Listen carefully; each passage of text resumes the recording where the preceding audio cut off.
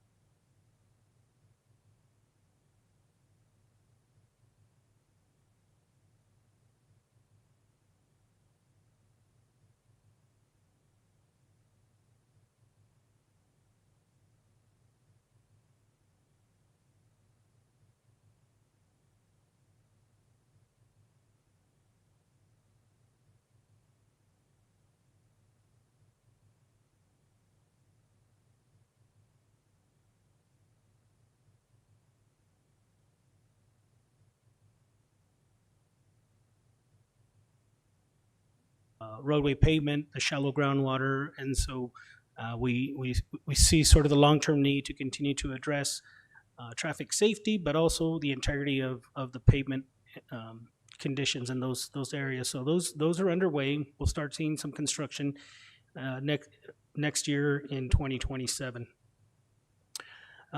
We are also launching, and I want to thank our IT department and our communications coordinator, a new website. Mr. Rubacalva is going to be doing some training. And am I correct that when I said it's August 20th, is that correct, Luis? The new website that's being launched is August 20th? And so in that website launch, which is this upcoming Thursday, we are going to create a link. We'll be sending out that information specifically dedicated to Frontera to be able to get information out to the community because rightfully so, many of the neighbors want to make sure that they're being heard and being kept informed, and so we'll be putting that there for them. Next slide. Wanted to just give you an update on a project that our utility department, their crew is about to wrap up. This is South Access Road. This is for those that aren't familiar, the South Lift Station is a lift station that's located just directly west of the Rio Grande. Down in the valley, historically, we have a large arroyo to the right that you don't see on that photo there that carries surface runoff. And when we get all that water coming down, it actually inundates the lift station, which causes it to overflow. And of course, we get combined sewer overflow, creating environmental issues into the Rio Grande. This is a $1.3 million project. This is the first phase of a new lift station that will be constructed. What you're seeing here on the left is the perimeter wall. This is a maintenance road that's going to double as a multi-purpose trail. It will tie into the future McNutt and Rio Grande trails that are under design now. Phase 2 of the lift station also just got fully funded. It's about $4.6 million, and that construction will start mid to third quarter of next year. And then we'll be able to better serve and protect the lift station from future storm events and the environmental issues that we've been seeing. Next slide. And then finally, just wanted to report today, we're getting ready to go out to bid this Sunday with a small design build project for a new soccer field, artificial turf. It will replicate the field that we have just south of us here, with the exception of we will not double stripe it for football. It will simply be for soccer. We will be situating this facility in the grass field that we have here. The schedule is very important. If you drive here during the week in the evenings and even on Saturdays, but every evening, this whole park is just really packed. And so we want to make sure that we minimize the disruption to the soccer program, because soccer is generally in the spring and the fall. And so this is a schedule really designed around respecting the upcoming spring season so that the field is ready to go.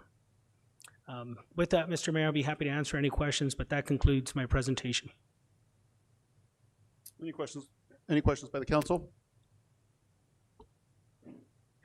All right, hearing none. Mayor, if I may. Mayor? Councilor Jaramillo.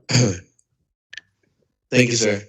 Mayor, Mario, I heard several complaints of people who take kids. They do not belong to a league or anything similar to us. They simply want to take a group of kids to play soccer or things of that sort.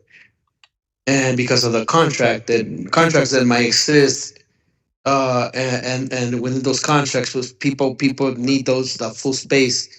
So I believe that it's important to consider that, because I was not there. I cannot testify to it. Maybe it happened or maybe not, where they told them to leave. I'm not sure. I was not there, as I said. But to avoid any confusion, I think that we need to consider something, to build something as well, not as a money generator, a revenue generator, but somehow make our kids feel embraced by the city, that they matter too. I think it's important when building this that we keep in mind, also allow our kids to be using that at least, a few hours a day or several times a week or something, work something out with with the teams who the teams who are gonna come and make contact with the city to use the field. Mr. Mayor, Councilor Jaramillo, members of the council, what I'll do, sir, is next council meeting, I'll have our Parks and Facilities Director provide just a overview of what the current facility use programs are in the schedule, and be able to speak directly to when the field is actually under use with the locomotives versus those time periods that are not. And then also just for this council to be able to ask questions during that presentation with respect to the use of this field to the north. I also didn't speak to tonight, but do want to point out that we do have a futsal facility that's been delivered. We just approved some site work drawings yesterday related to a retaining wall, which will also be situated on the far west end of the existing artificial turf field, which will be open. And so all of those facilities certainly are available to the public here. And so we'll have the director himself be able to give you specific information. And any residents that are concerned, I mean, certainly let me know, and we'd like to sit down with them one-on-one as well as with our director to make sure that we're answering any questions. But thank you for letting us know. I appreciate it.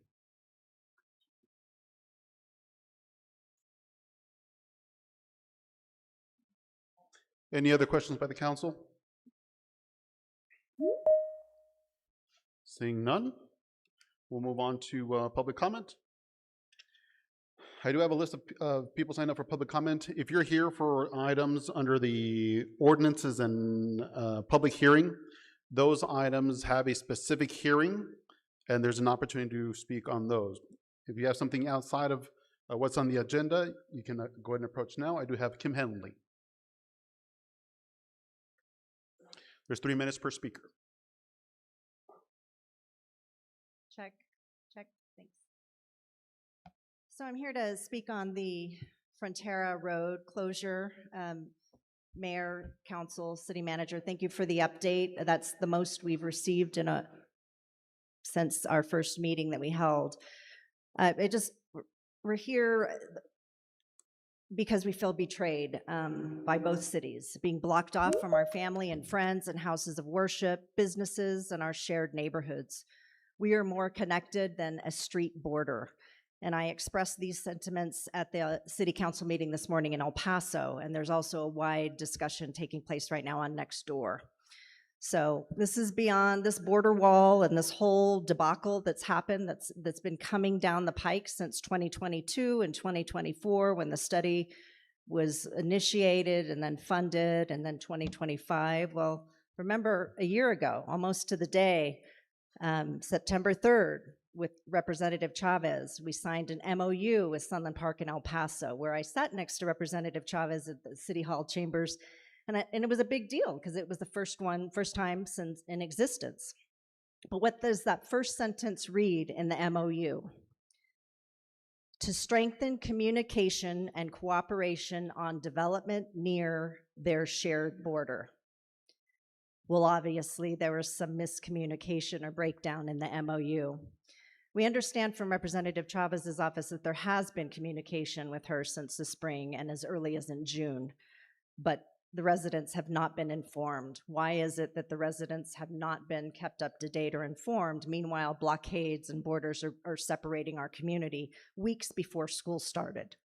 So this is not about a traffic study, a couple of street closures, blocking off streets with bullards and locked gates that were still locked this morning that I'm not sure our fire department has the code to. This is about families and security on their streets and safety, home values that are being questioned, individual schedules, not to mention delivery drivers that are parking on Frontera and walking down the street because they can't get all the way around to Sunland Park Drive to get to the community. Nobody's been informed, including my mailman. He said, "What's going on?" I said, well, it's just poor communication and planning. That's all it is. It's divisive, it's not neighborly, and we feel cornered in with only one exit. And we're cornered. So the best thing that's probably happened out of all of this is these 3 communities have been activated. We have signed a petition. You have a letter forthcoming and the whole council, but in the future, let's remember what we're signed up for and what you're representing, and that's the community and keeping us informed. Thank you. Time, order. Tyne Ramers? Did I get that right? Yes, yes. That's me. Can you hear me? Yes, go ahead. You have 3 minutes? Okay, so actually, you have eliminated the need for my speaking at this point. I give my time back. Thank you. Thank you. David Parsons.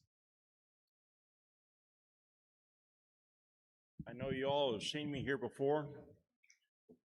I want to talk about Santa Teresa and Greg Collins. I don't see him here today. Hopefully, you all do not deal with Greg Collins. He's a liar and a cheat. Order. He, Go ahead. when I moved to Santa Teresa, I met him, Santa Teresa Country Club, and I said, Greg Collins, how long are you here for? And he goes, I'm here for the duration. The duration lasted 10 years, and then he bailed.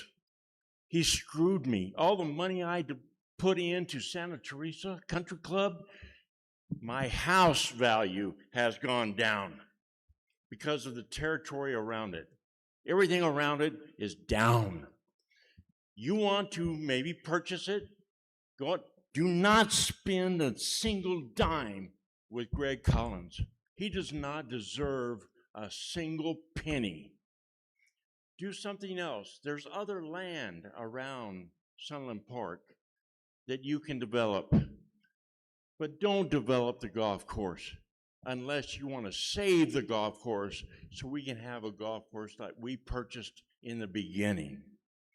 Please, just do not build houses on the golf course. My house, I bought it so I could play golf when I retired. I'm retired. Do I get to play golf? No. Not at Sunland Park, not at Santa Teresa. There's nothing there but dirt and weeds. Please do not deal ever with Greg Collins. I beg you. Do something that'll be impressive. The people of Santa Teresa right now are paying for the street repairs. Who's going to do that? We are, but nobody else, not Greg Collins, like he promised. Nothing is going on unless you want to save Santa Teresa as a country club and make it a golf course again, take care of the roads. Potholes are unbelievable right now. But we of Santa Teresa are donating our money, nobody else's, not the city of Sunland Park, not anybody else, it's we. We're trying to just save our streets. Please, don't deal with Greg Collins, save Santa Teresa, and put it back the way it should be, okay? Thank you. Sergio Marquez.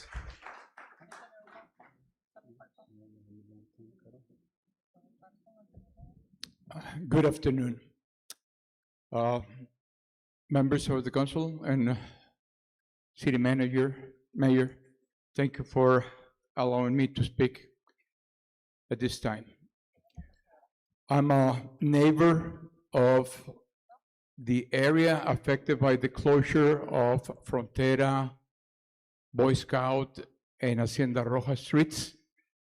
And I'm here to present to you a letter of a petition with comments and information regarding about 250 neighbors that have comment in a group that we have together and expressing their concerns about the closures.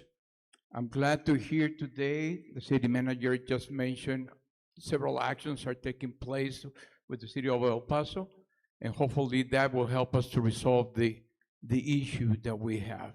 So I would like to present this letter to you and leave it here for your review. Uh,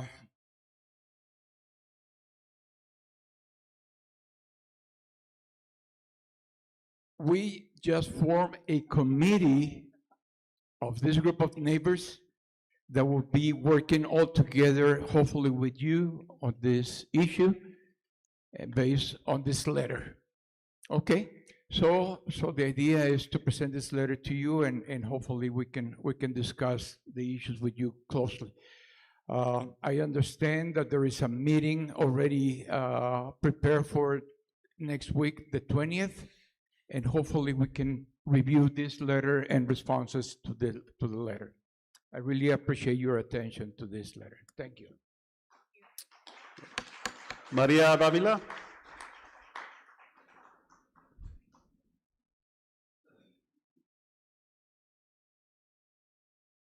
Good afternoon.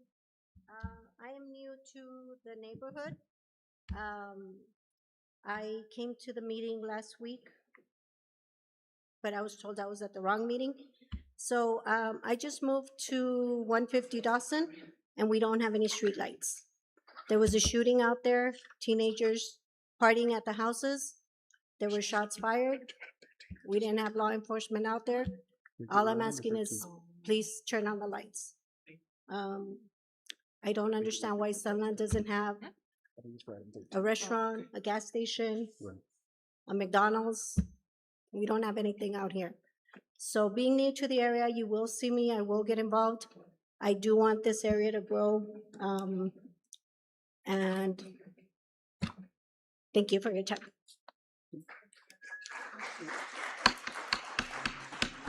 Laura Guzman?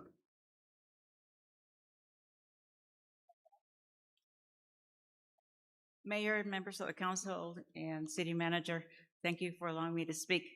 My name is Laura Guzman, and I'm a resident of Sunland Park, and I volunteer here at the Senior Center, and I serve on the Senior Center Commission, so I love our city. I've been here for 3 years, and I really like what is happening with the city and what you all have been doing. However, I am, just like my Frontera neighbors, are very disappointed in what has happened in the closure, because it not only closed Frontera, a major street, but it closed access to many things in El Paso. I'd like to speak about that closure, but I think that it's not really an El Paso closure in my eyes. This is actually the state line closure. So I see it as the state of Texas is preventing New Mexicans from entering in through interstate lines. I don't know if you're aware, but the fundamental right to travel freely between states is protected at the state level by the 14th Amendment and Article 4 of the Constitution. This clause ensures that citizens passing through or visiting other states are entitled to the same basic privileges as local residents, including an unhindered access to move across state lines. So in addition, the movement of people and goods across the state borders is considered interstate commerce. The federal government, not individual states, has the sole authority to regulate this, which prevents states from enacting blockades or restricting travelers. So states, and by this El Paso, I mean, cannot simply block someone from entering or exiting a state. And that is exactly what's happening with these 4 closures. We are at the state line and we're being prevented from entering a state. El Pasoans are being prevented from entering New Mexico. So I hope that you take this into consideration and perhaps seek legal counsel on this point. Thank you very much. Order. Leonardo Aguirre?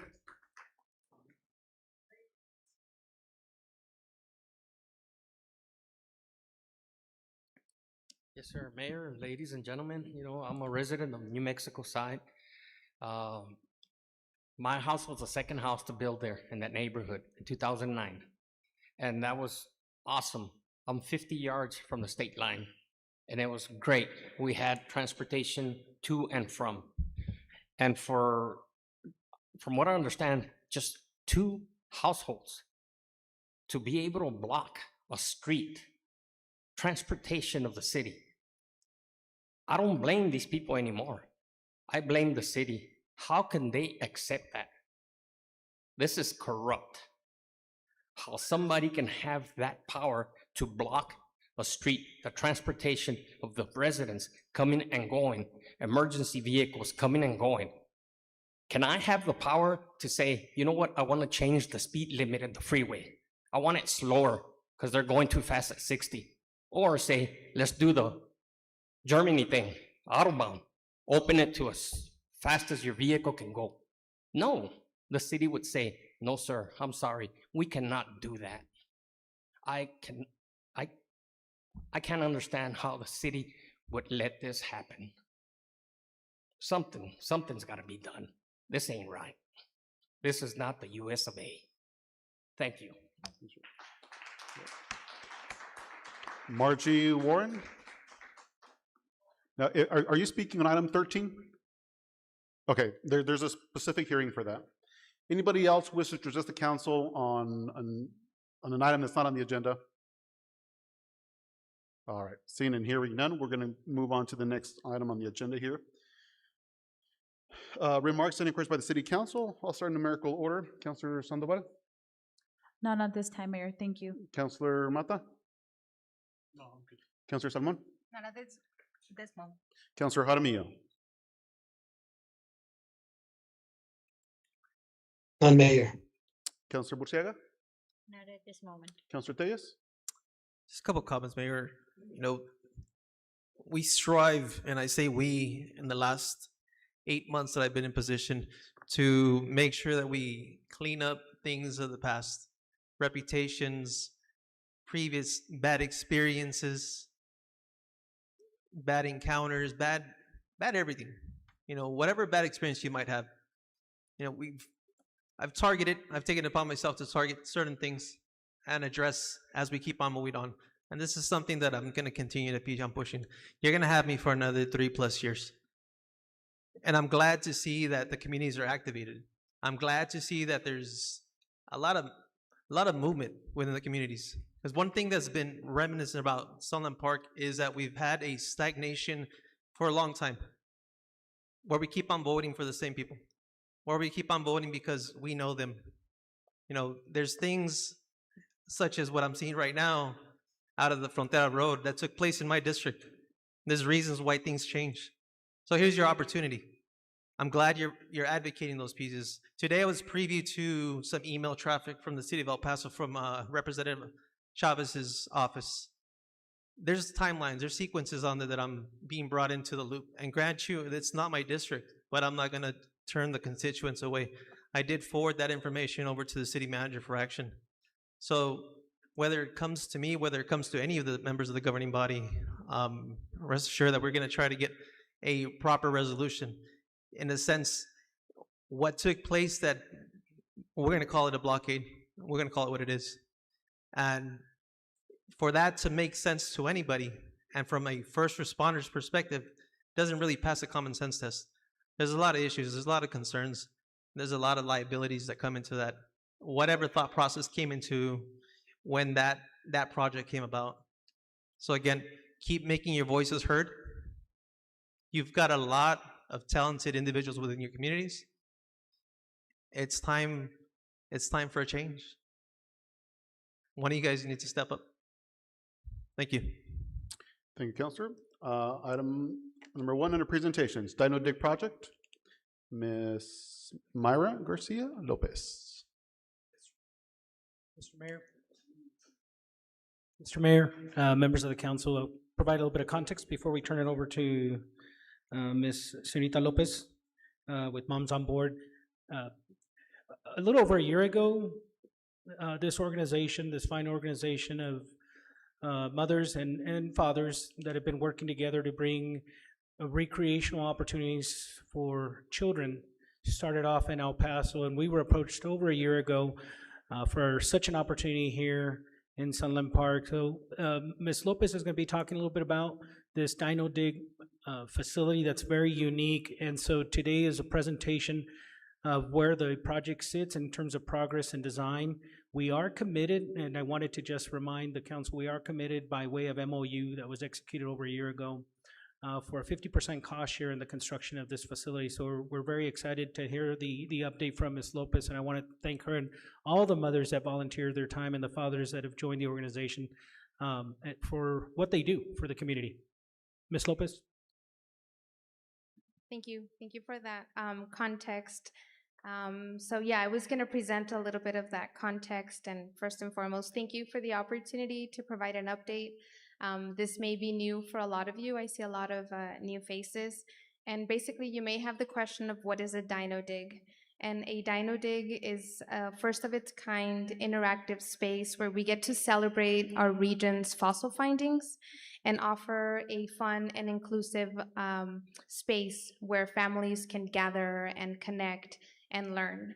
And so we're going to honor some of the fossil findings here in our region in a very fun, interactive, basically sandbox where we get to bury and rediscover these fossils. And so that's the premise of the concept of the park. And so the location of it might look very familiar to you. That is right behind me. It's where the red triangle is. And we specifically picked that location for access to parking and other child amenities. And a cornerstone of this project is that it will be inclusive for children of all ages and all abilities too. The concept is to have a park that has a paleo path. And this path kind of takes you a little bit into time travel. It takes you through the different periods of dinosaurs from the Jurassic, Triassic to Cretaceous.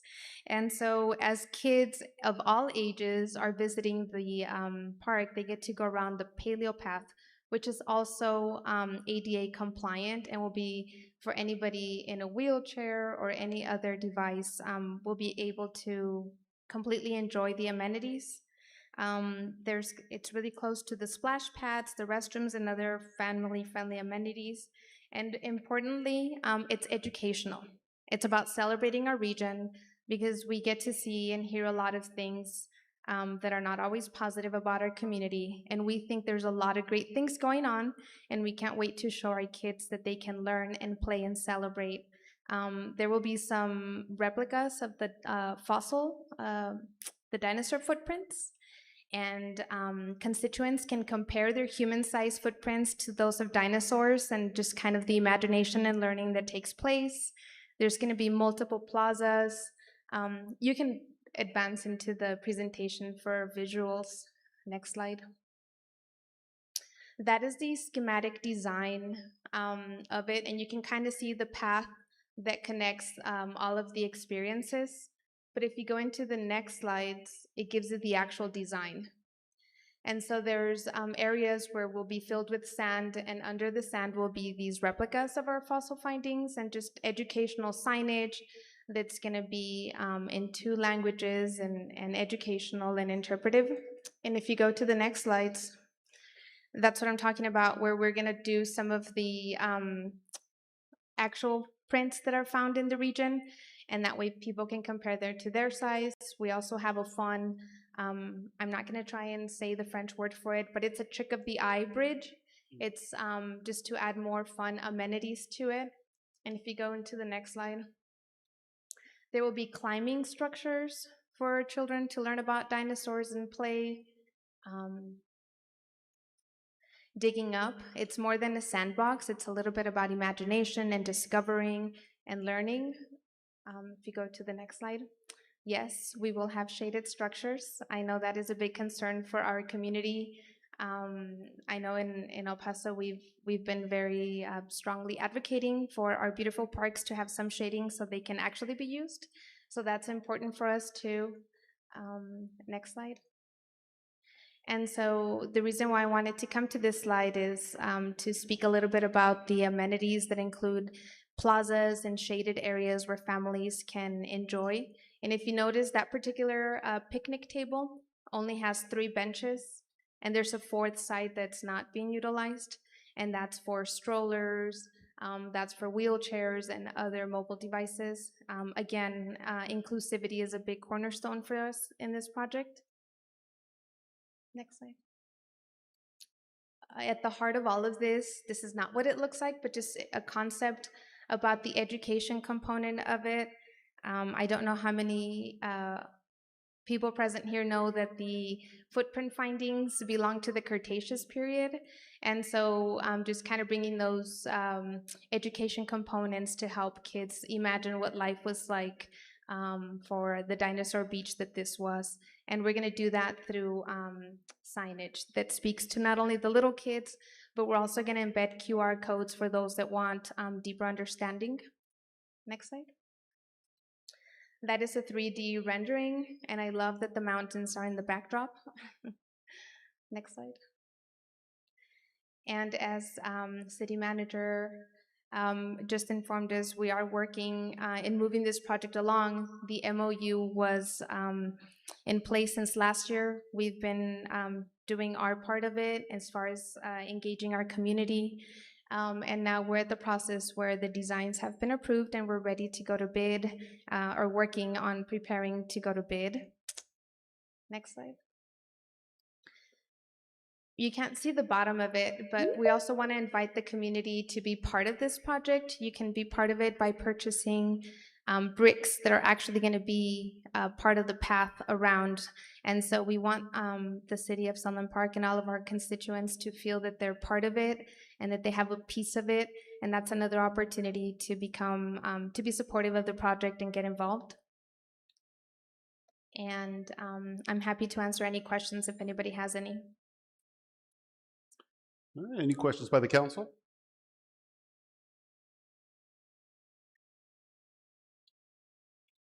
I guess no questions. I guess that was through. I just want to say congratulations on getting this far with the project. Have you secured all the funding for the project already? Not all of it, but we've been busy at work. We're at about our 60% mark, our fundraising goal, and so we're on track. And we're very happy to have the city of Sunland Park. I always say this everywhere I go, has opened, kind of embraced us a little bit with our crazy idea. And we are working closely with a lot of community partners within Sunland Park. So we're part of the Chamber of Commerce here. We're working with our insights, our counter, they're providing a lot of the scientific knowledge. And so we're happy to engage a lot of partners and a lot of corporate and philanthropy with it too. Fantastic. No, that's great news, and I'm really excited about this. I like dinosaurs myself, but it's that'll be just another amenity that we can offer here in at the sports complex, and another amenity here for the entire community. So thank you for your work, and I look forward to this in the near future. Thank you. Thank you. Appreciate it. All right. Casa de Peregrinos, Lorenzo Alba. Mr. Mayor, members of the council, today we have Mr. Lorenzo Alba, Executive Director for Casa de Peregrinos. Also, a little bit of context. This started about 3.5 years ago when I first began this role. I think on the second day, Mr. Alba called me and left me a message and said, we need to talk and we got to get this project done. So we're very excited about the progress to date. And so, Mr. Alba, thank you for being here, and we look forward to your update, sir. Mayor, city councilors, city manager, it's my pleasure to be here. I'm so excited about what's going on. It's taken us a long time to get here, but we are almost near completion. I'd say end of October, if I'm not mistaken, maybe beginning of November, we will be complete with construction. Have a beautiful grand opening with all of you here in Sunland Park so that we can finally open this pantry that we've been dreaming about for about 10 years. I think that's as long as the mayor's been here. I want to just give you a quick update, aside from the fact that the construction is going very well. I've got my deputy director here, Bianca Menchaca. She's standing in the back. She is currently working on the operational plan for this pantry. So in the meantime, what I'm going to do is just quickly update you on what's happening. We've already coordinated some hours of operation. We've also coordinated the hiring process for the new coordinator that will be hired from here. We've already got that message out. We've gotten a crazy amount of applications for that position. And here in a few weeks, we'll make an announcement about the 4 positions, part-time position that we will be filling here. Our hope is to make sure that we hire people from here, from Sunland Park. This is your community. We want to hire locals because they know and understand the culture here, they know and understand the community, and they know and understand the people here. So that is our objective. I made that promise to the mayor and some councilors that approved this project a while back, that we were going to hire local people, and that it was going to be about a lot more than just giving food out, but also about some economic development, which is really awesome. We've been coordinating with our friends from the Southern New Mexico project to try to figure out exactly who the clients are that we're going to be serving. They've been instrumental in helping us plan this operation, and we'll continue to work with them as we move forward. Unfortunately, they won't be able to be as involved as they wanted to be, but I can tell you Mealy will be involved. Mealy will be all over the place. Our volunteers will be there. Unfortunately, Rafa, not as much as we would have loved to. This is dedicated to him. This facility, this work, Rafa and I have been talking about this for 15 years.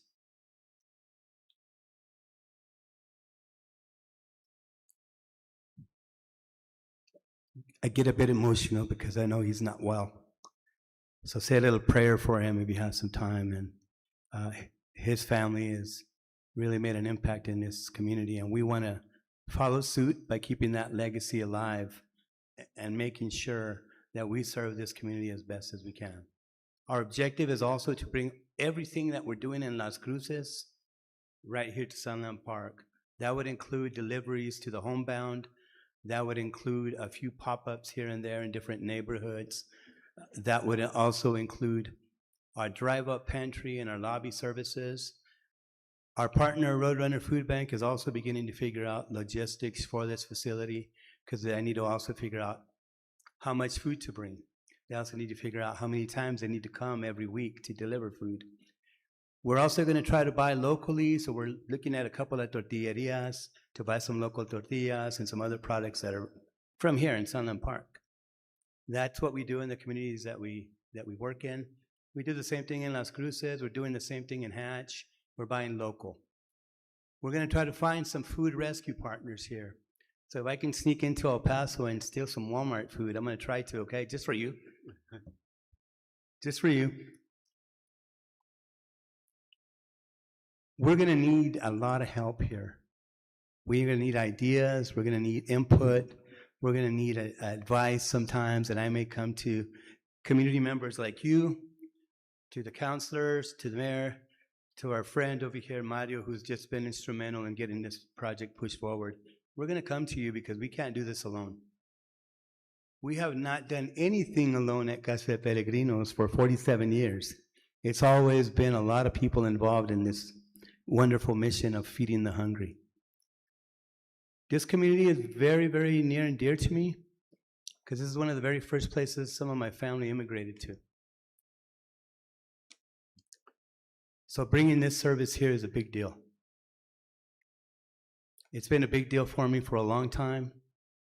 And the fact that we're so close to our friends in El Paso, our friends in Juarez, our friends in La Union, Santa Teresa, we're going to do good things here, folks. I really want to tell you that as we move forward in this operational planning, we may come to you with some questions. If you have any for me now, I'm very glad to answer those for you. But I hope that I see all of you at the grand opening because we're going to just, Mario said he was going to get some mariachis, so we're going to bring him in. We'll bring some great food, and we'll have a lot of fun just so you guys can take a look at the facility. If there's any of you here that would like to come check it out, I will be back again in September. We're going to set a date. I'll have the mayor send it out. And there's any of you here that would like to take a tour of what it's looking like, I'm glad to show it to you, glad to share how the flow will happen in it. Some of you have already been there. Some of you have been in there several times to take a look at it. The only one I haven't been able to show is the mayor, but I think he's already been there a few times. So we're excited. Casa de Peregrinos made a commitment to this community a while back, and we're going to keep our commitment, and we're going to do some good things here. taking care of the people at Sunland Park. So at this point, Mayor, I'll open it up to any questions that you or anybody in the audience would have for us. I'm glad to answer them because I think it's important because this isn't a Casa de Peregrinos project. This is a community project. This is about Sunland Park. This is about this region of Doña Ana County. It's about you guys, so. Thank you, sir. Thank you, Lorenzo. Appreciate that. Any questions by the council? Comments, Mayor. Come here. Councilor Tejas? Sir, I just want to say thank you. These projects they mean a lot. Coming from a low-income family myself, once upon a time, having those expectations of having a meal on the table is something that you would look forward to. And we think, not in America, not in today's date, we don't see the concept of that. A lot of us just close our eyes to reality of what really goes on. There's a lot of communities that are still in need of food. And so projects like this, programs like this are still relevant and need that community support. I think we need to get behind projects like this at 100% and make sure that we get that food, that support to the families in need. So thank you to you and the staff, and look forward to everything that project brings forth to the City of Sunland Park. Thank you so much, Councilor Tejas. Appreciate that. Any other questions? More of a comment, Go Mayor. ahead. Me. Thank you so much, Mr. Alva. We envisioned this project a while back, and seeing it fully completed, it's on the way. It makes my heart, just with happiness and joy. This is what our community deserves, and I'm pretty sure that they're going to be happy to have Casa de Peregrinos opening up pretty soon. Thank you so much, sir, again, for thinking about Sunland Park. Thank you so much, Councilor Sandoval. Lorenzo, just on my end, I just want to say thank you so much for your hard work. And I know when all of this started many, many years ago, you start with an idea, right? And I appreciate you and the effort that you've made. Even going with me to Santa Fe, asking for those dollars, even petitioning the council here for additional funding. All of that. I mean, it's years in the making. And if it wasn't for you leading this project with Casa Peregrinos, I think we would still be a ways away from accomplishing this goal of being able to provide these services directly to the people here. We look at the food pantries in the past. They never had a home here within Sunland Park. They started in San Martin, or they started at City Hall, they moved to San Martin, back to City Hall. They were just all over the place, and we didn't have the proper buildings to really, really cater to the people who need this service. And with this, I think we're one step closer to better serving our community. So thank you for all your hard work and your team for what you've done thus far. And I'm so excited to be able to do this ribbon cutting with you and everyone else in the next coming months. Thank you, Mayor. And I just want to remind everybody that if it weren't for the monjitas that were bringing food out here 40 years ago, 45 years ago, this dream wouldn't have come true because they were bringing it out here on their own. It was only enough for about 20 or 25 people all the way from Las Cruces. And then people from here started going all the way to Las Cruces to bring the food over. That's when I realized the real need for it here. That's when I opened my eyes and saw what was really needed here. If you don't mind, I'm going to have my deputy director make a quick comment because you're going to be seeing a lot of her here for the first couple of months. And I want you to get to know her because she's going to be running the show here for us for a little while until we get everything situated. So Bianca, if you'd come up here and just comment real quickly.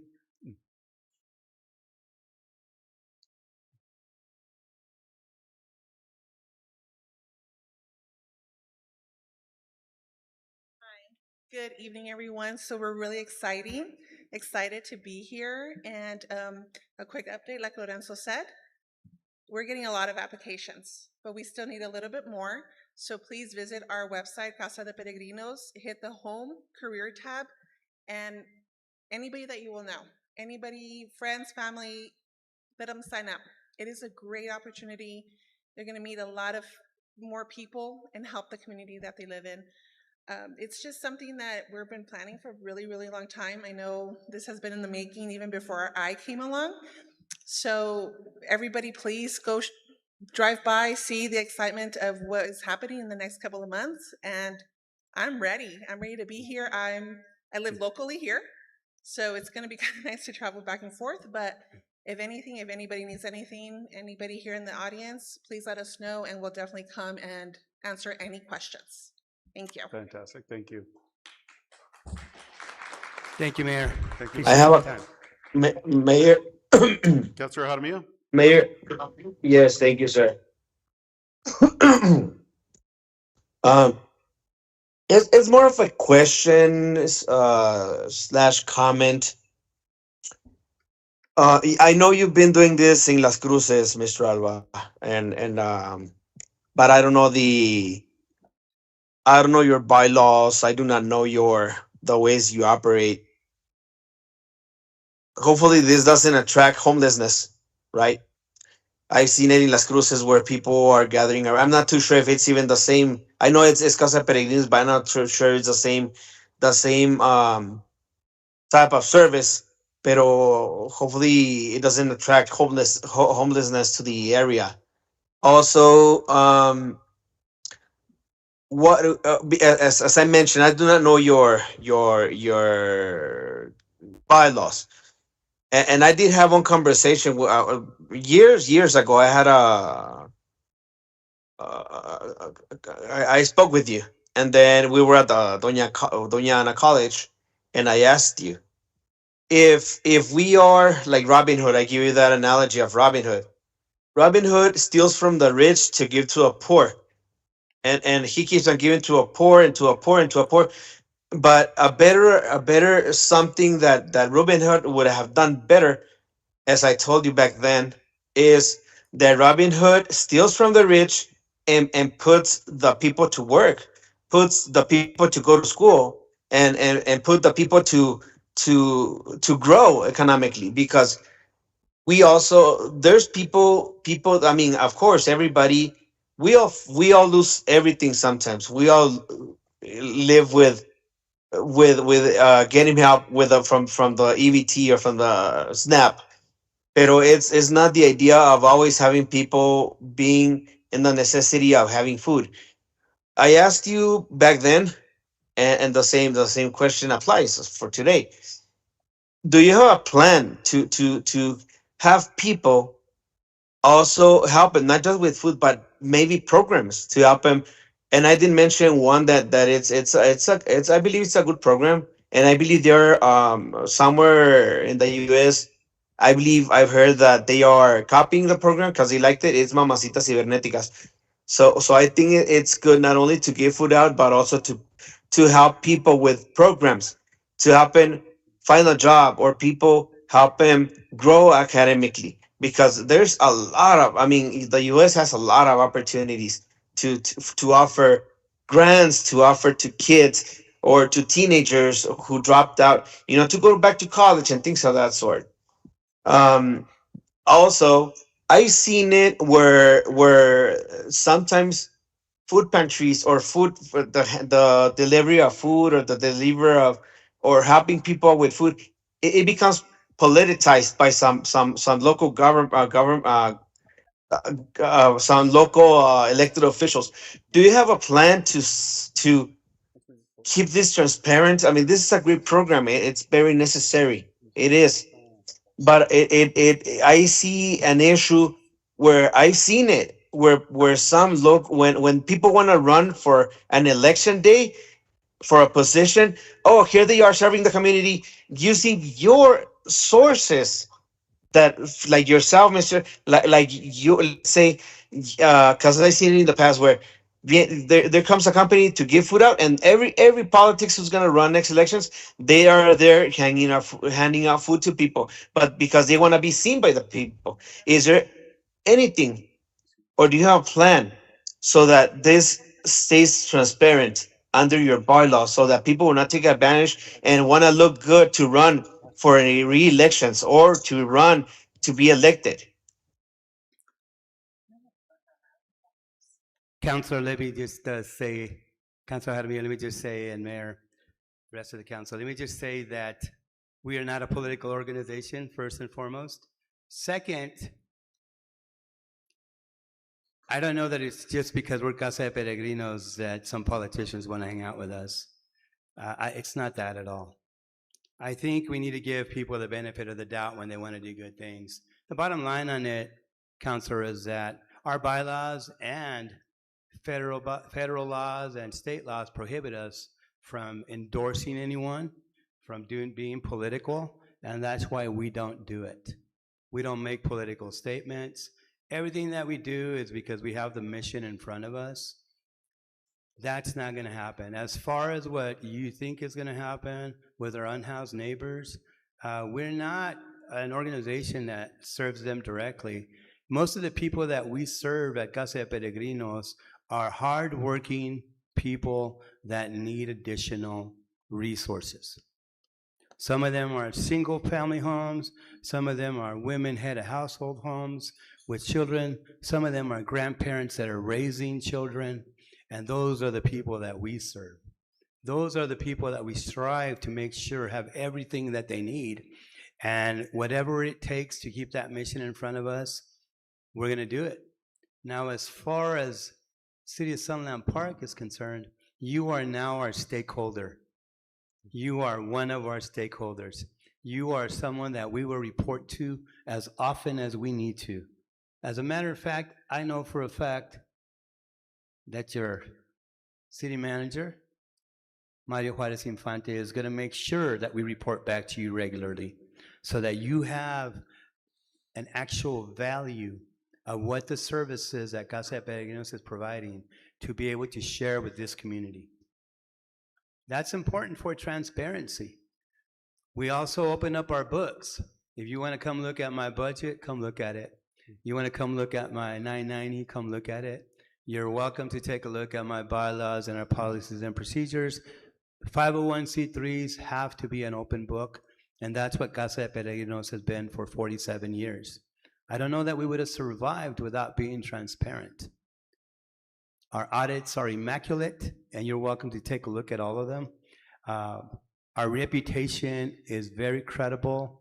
We work hard to make sure that we have that credibility, that we have that reputation, and continue to do the good work that we're doing and we've been doing for 47 years. Good things are going to happen here. Come over and volunteer. It doesn't matter if you're a counselor. Come over and spend some time with us. Let everybody see that you actually care. That's the way I look at it for all of you guys.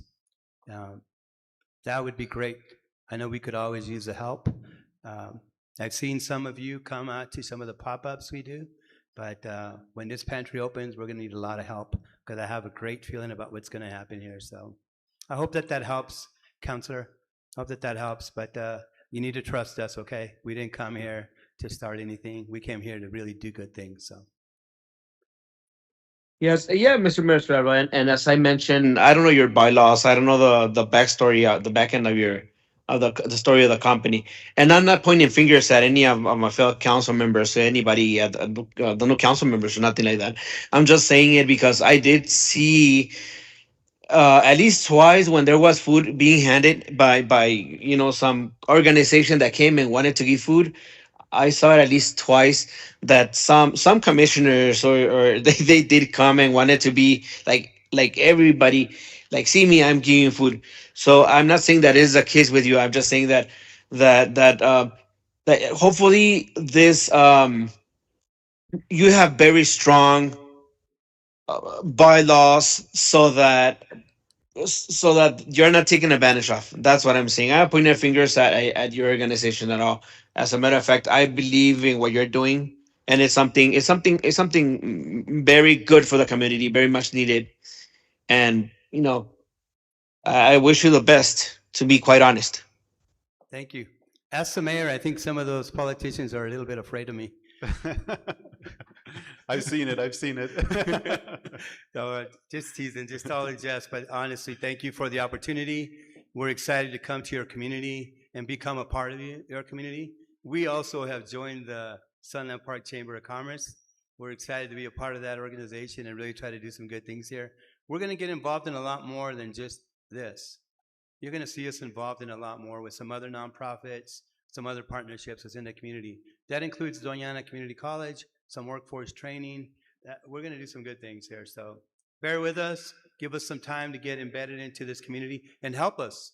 help us be a part of it, make us feel welcome and come help us. And we're excited. Like Bianca said, we've been planning this for a while. The excitement's building up even in our own pantry. So thank you so much. God bless all of you guys for the opportunity. Thank you, Lorenzo. Appreciate it. Thank you. All right. All right, moving on to the next item on the agenda, item number 13. Approval of an ordinance approving zone change for approximately 1,202.28 plus or minus acres of property from Doña Ana County zoning classification C2 and RCPUD to City of Sunland Park Zone 260039. Mayor.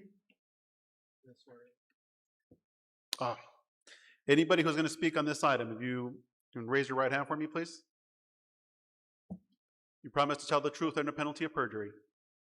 Yes. All right, I remind everyone, speaking on this item, you are under oath. Go ahead. IT? So good evening, Mayor and members of the council. Arisbe Rivas, City Planner. We're just waiting on the presentation. Item 13.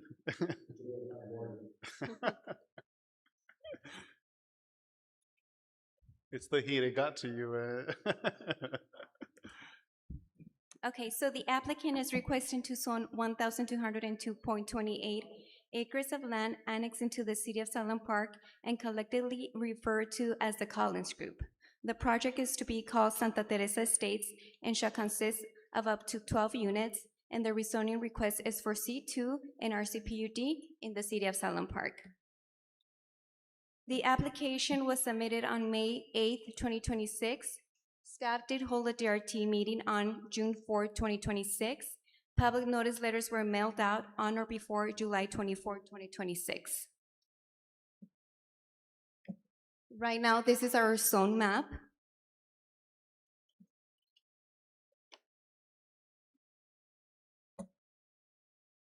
This is the buffer map, where 200 feet buffer and 303 letters were mailed out to the property owners around it. This is the perspective view, the area view,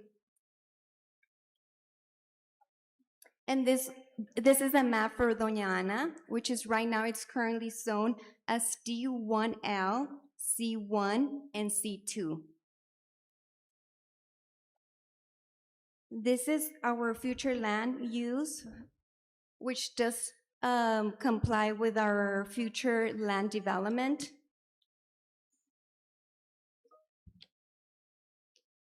So this is the zone setbacks for Doña Ana County. For D1 and D1L, it is a low-density residential district with minimum lot sizes of 1 acre and 6,000 square feet, respectively. And D1 is also a low-density residential zone that permits single-family site-built homes, mobile homes, and related uses necessary to serve residential areas. So both of them would be a low resident zone. For C1, this zone permits neighborhood commercial activities and small-scale freestanding businesses. And for C2, this zone permits a range of commercial activities that serves a community or several communities and allow a larger commercial businesses. And the applicant wants to zone to RCPUD.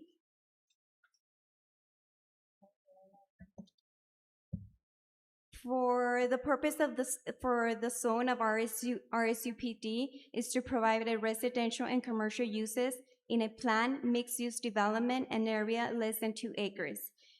And it combines C2, which is large businesses, like big stores.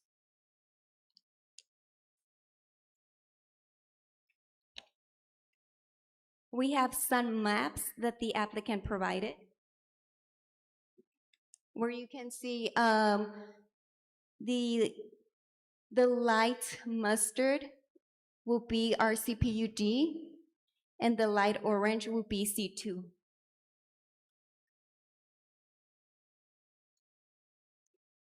Public notice letters were mailed out. Madam Clerk, did we receive anything back? We did receive one letter today by You did? mail. Yes. Okay. Do you guys have that letter with you? Yes. Okay, thank you, Madam Clerk. So we did receive a letter back. Planning and Zoning Commission, we did have a meeting last week on August 12th, and the Planning and Zoning Commission, the motion failed for the zone change case 26-0039, and I believe you guys received the letter from Planning and Zoning, right? Staff does recommend approval with the, and we stand before you for any questions. At this moment, I would entertain a motion to approve item number 13. Motion to approve item number 13. I have a motion on the floor by Councilor Jaramillo to approve item 13. Is there a second? Second. Motion has been seconded by Councilor Burciaga. A discussion by the council.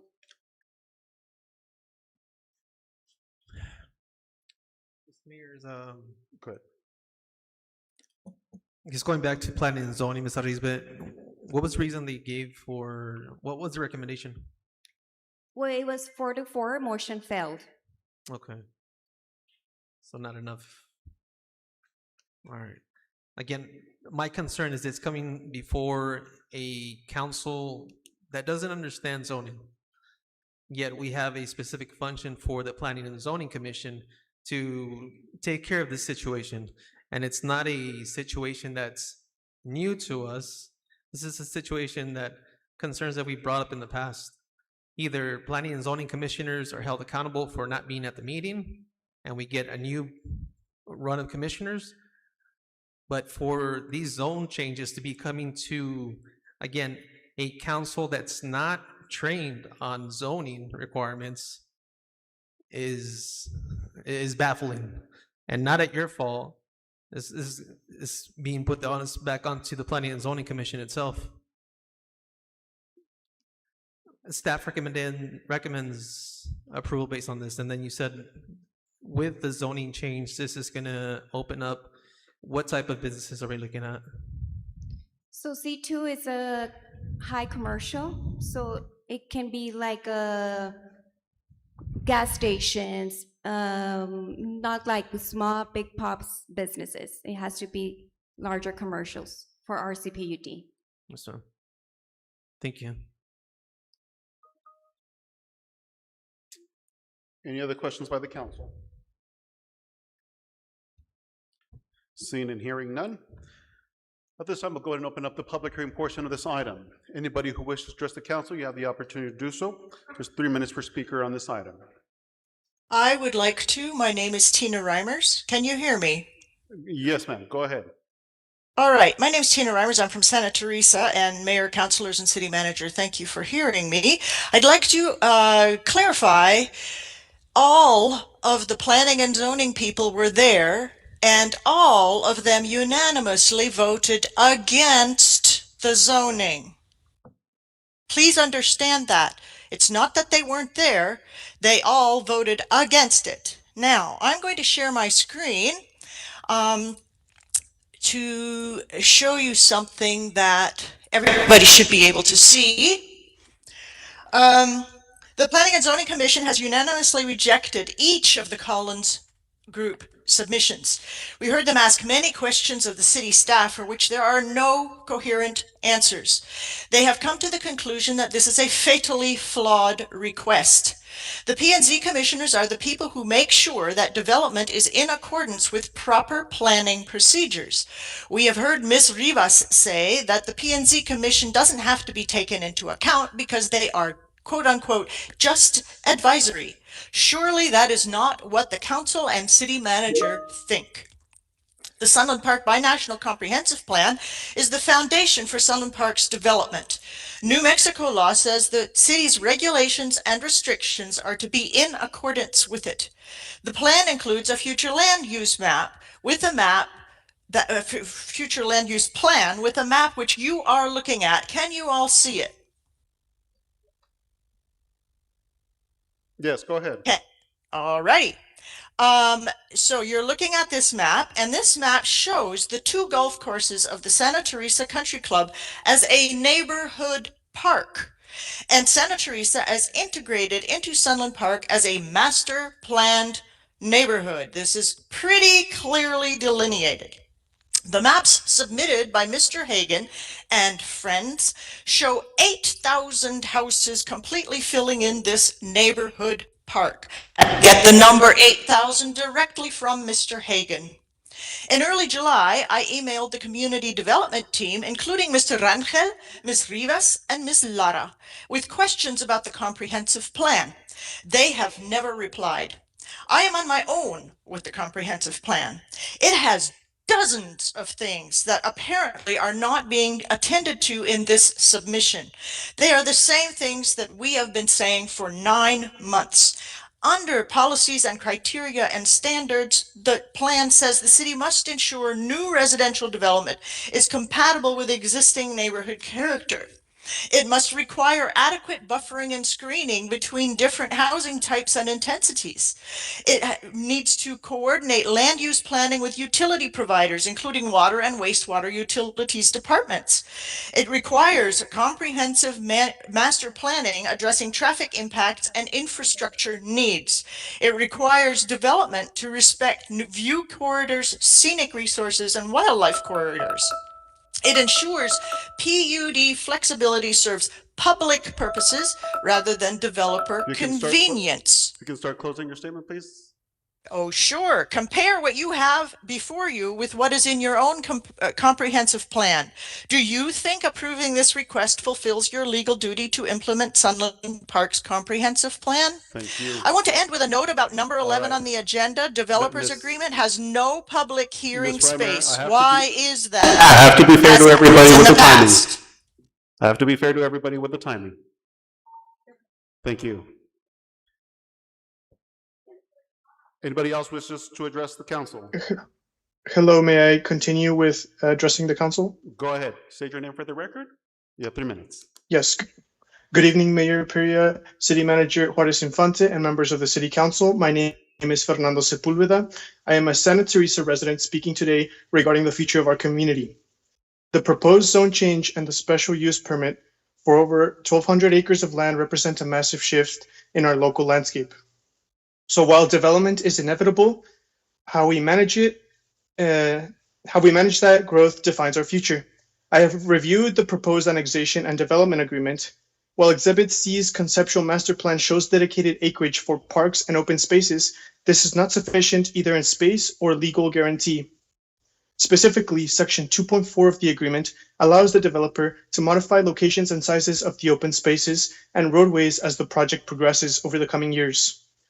We cannot leave our community's green space vulnerable to future amendments. I am asking the council to mandate a strict, unchangeable floor in this agreement based on 3 key demands. First, we need better allotment for parks and open space. Standard urban planning best practices dictate that at least 15 to 20% of total gross acreage must be permanently locked in as public parks. On a 1,202 acre development, a 20% benchmark means setting aside approximately 240 acres compared to the roughly 60 acres that this plan explicitly designates as true parks and recreational space. Second, we must prioritize healthy community infrastructure. We need the covenants in Section 2.3 to guarantee contiguous multi-use trails that connect neighborhoods rather than just isolated empty patches of grass. This includes walkable sidewalks, active communities, not car-dependent island. Third, the development must be balanced with conservation. Before we transition this land for residential development, we cannot ignore that the land connects with part of the Chihuahuan Desert ecosystem. The city must require the developer to retain significant portions of natural landscape as untouched conservation buffers. So to conclude, because Section 2.4 leaves our community's infrastructure vulnerable to future modifications, this current draft is unacceptable. I formally request that the City Council table agenda items 11, 13, and 14 tonight. Do not sign this agreement. Send it back to the developers and demand that a minimum of 15% is dedicated to park space, along with a guaranteed connected multi-use trails and conservation buffers, be permanently written into the contract before you bring it back for a vote. Thank you for your time and for your service to our community. Thanks, sir. Anybody else online who wishes to address the council at this time? All right, I'll go here to people in the audience here. If you want to address the council, you have the opportunity to do so.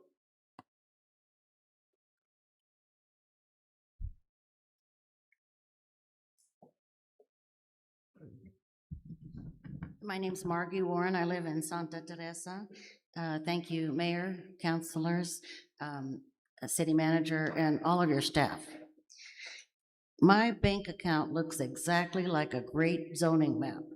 Empty space, zero commercial activity, and a lot of restrictions on what activity I can do with it.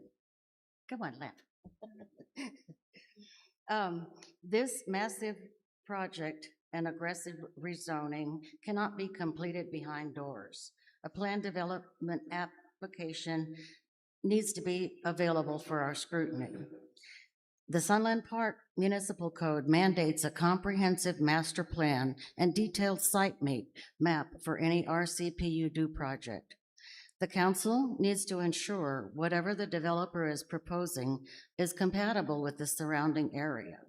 We have grave concerns about water sufficiency assessments, traffic studies, utility loads, adequate open space for traffic, recreation, drainage, light and air, other conditions favorable to the health, safety, peace, and prosperity of the residents. Residents have only received 2 maps as handouts. The first was completely unreadable. This is a massive project scaling up R2 to C2 to our CPUD. Mr. Harris said, Hagan said that this is an overlay and that as each plat is developed, we will then have the opportunity to view and have an opinion on the plan. Given the history we have with the Collins Group, it is impossible to have confidence that this will be fair. If you look at this map,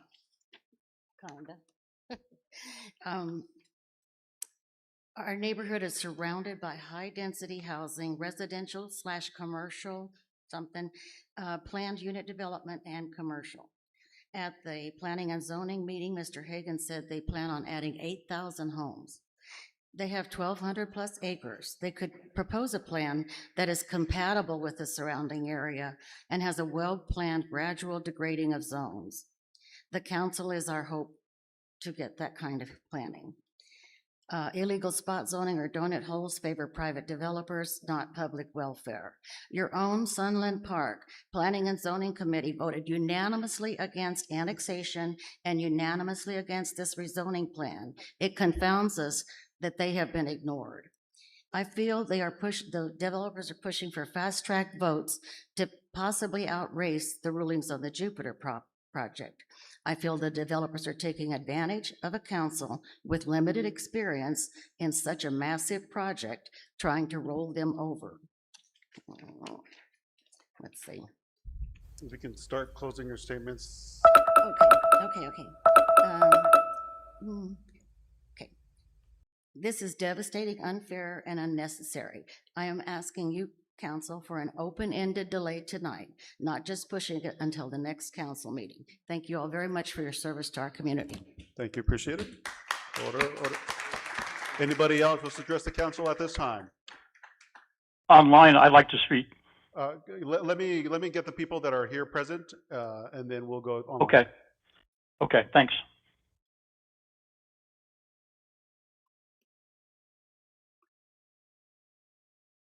Thanks, Aaron.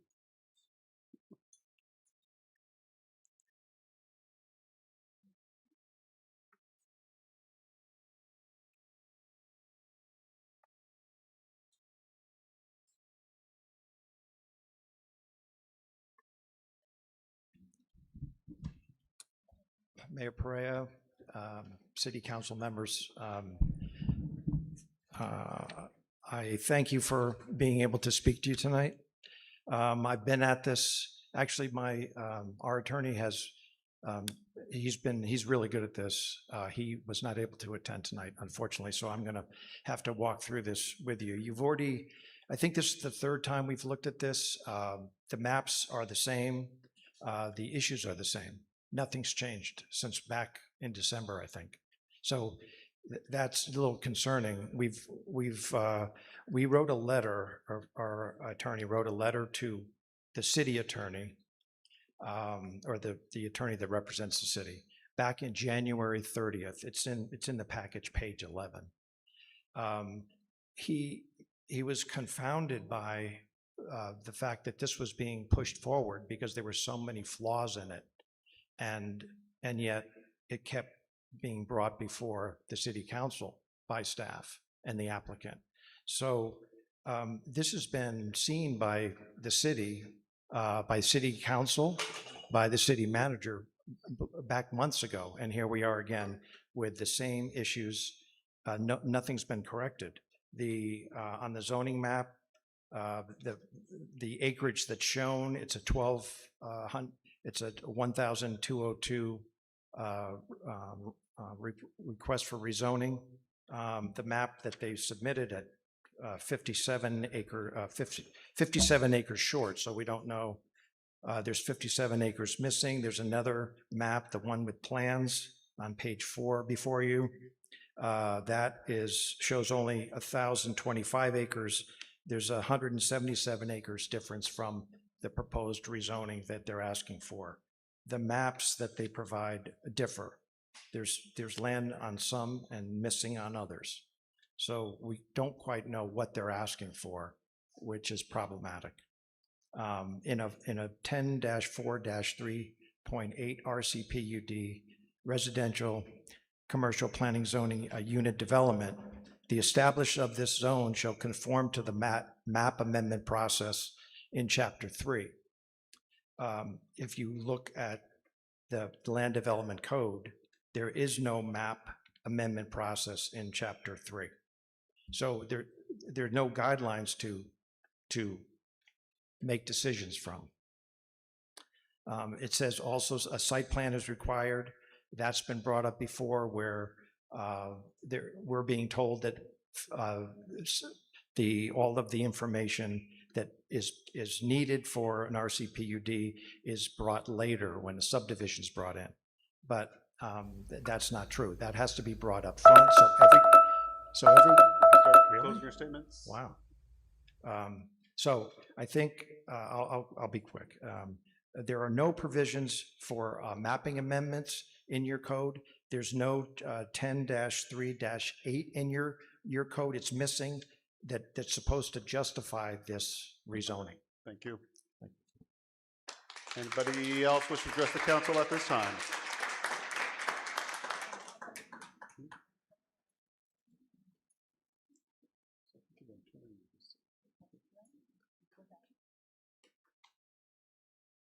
Thank you, Council. Mr. Mayor, City Manager. My name's Rick Miller. I live in Santa Teresa. There are lots and lots of issues with this zoning request. I'd like to just address traffic. The traffic, and again, according to the sketches we've been given, has not been studied whatsoever. We're looking at 8,000 or more homes. This is going to create traffic problems, safety issues for pedestrians of a major nature. Country Club Road, McNutt, both could become parking lots. They're already stressed. You had 8,000 homes, guess what? It's a mess. The other part of this is maintenance of those same streets. Is Santa Teresa, or I mean in Sunland Park, prepared to maintain all those roads? And are they prepared to maintain the roads that access that property that go through Santa Teresa that no longer meet standards as they are? You know, we've been told, well, this will all come out when we go into the subdivision plans. Well, Nancy Pelosi had something like that to say too. She says you got to pass it so you can find out what's in it. But let's don't do that. Thank you. Anybody else wish to address the council at this time?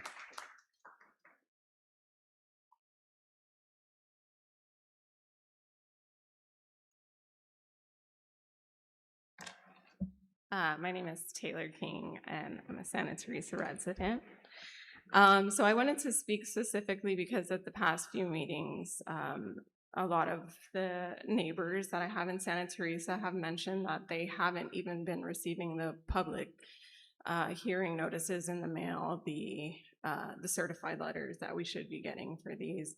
So I was advised several times to go to community development, speak with them directly about why these letters might not be arriving. So I personally have received my letters, and when I took a look back at both of the certified letters of the last 2 meetings, the zip codes were incorrect. And so that was the issue that I took up at community development. I visited yesterday. I actually did want to take an opportunity to talk to the city manager as well, but he had taken a meeting, I believe, with the developer Preston Brown, and also Ms. Rivas was on her lunch. But the community development staff did confirm that the addresses are provided directly from the city planner. So I'd be hard pressed to find that the city planner, the staff who is recommending this, is out of touch with the zip codes in question.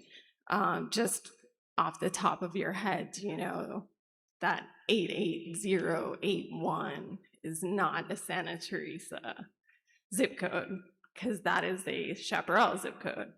Also, 88001 is another letter I received, and that is a Las Cruces zip code. So my reason in all of this is that at the planning and zoning meeting, Bill Hagan was very adamant that the public is going to be involved. There will be a public forum for potential, you know, future development. You know, just the same as he would encourage these residents to come to the public hearings and, you know, give our 2 cents on this neighborhood and, you know, what might become of it. But it's just hard to believe, you know, I don't want to assume bad intent, but it's just hard to believe that they're interested in the public in the future development process when, as it is, a lot of us are missing these public hearings because the notices aren't properly being sent to us. And again, like I checked with community development, I even went to the post office, and they both confirmed that the city planner provides this information. Start closing your statement, please. And these letters are being sent back to sender, if not being rerouted from the post office themselves. Thank you. Thank you. Anybody else here in the audience? Go ahead. Do we still have several more in the audience here? If we still have several more want to address the council? Okay, go ahead, sir.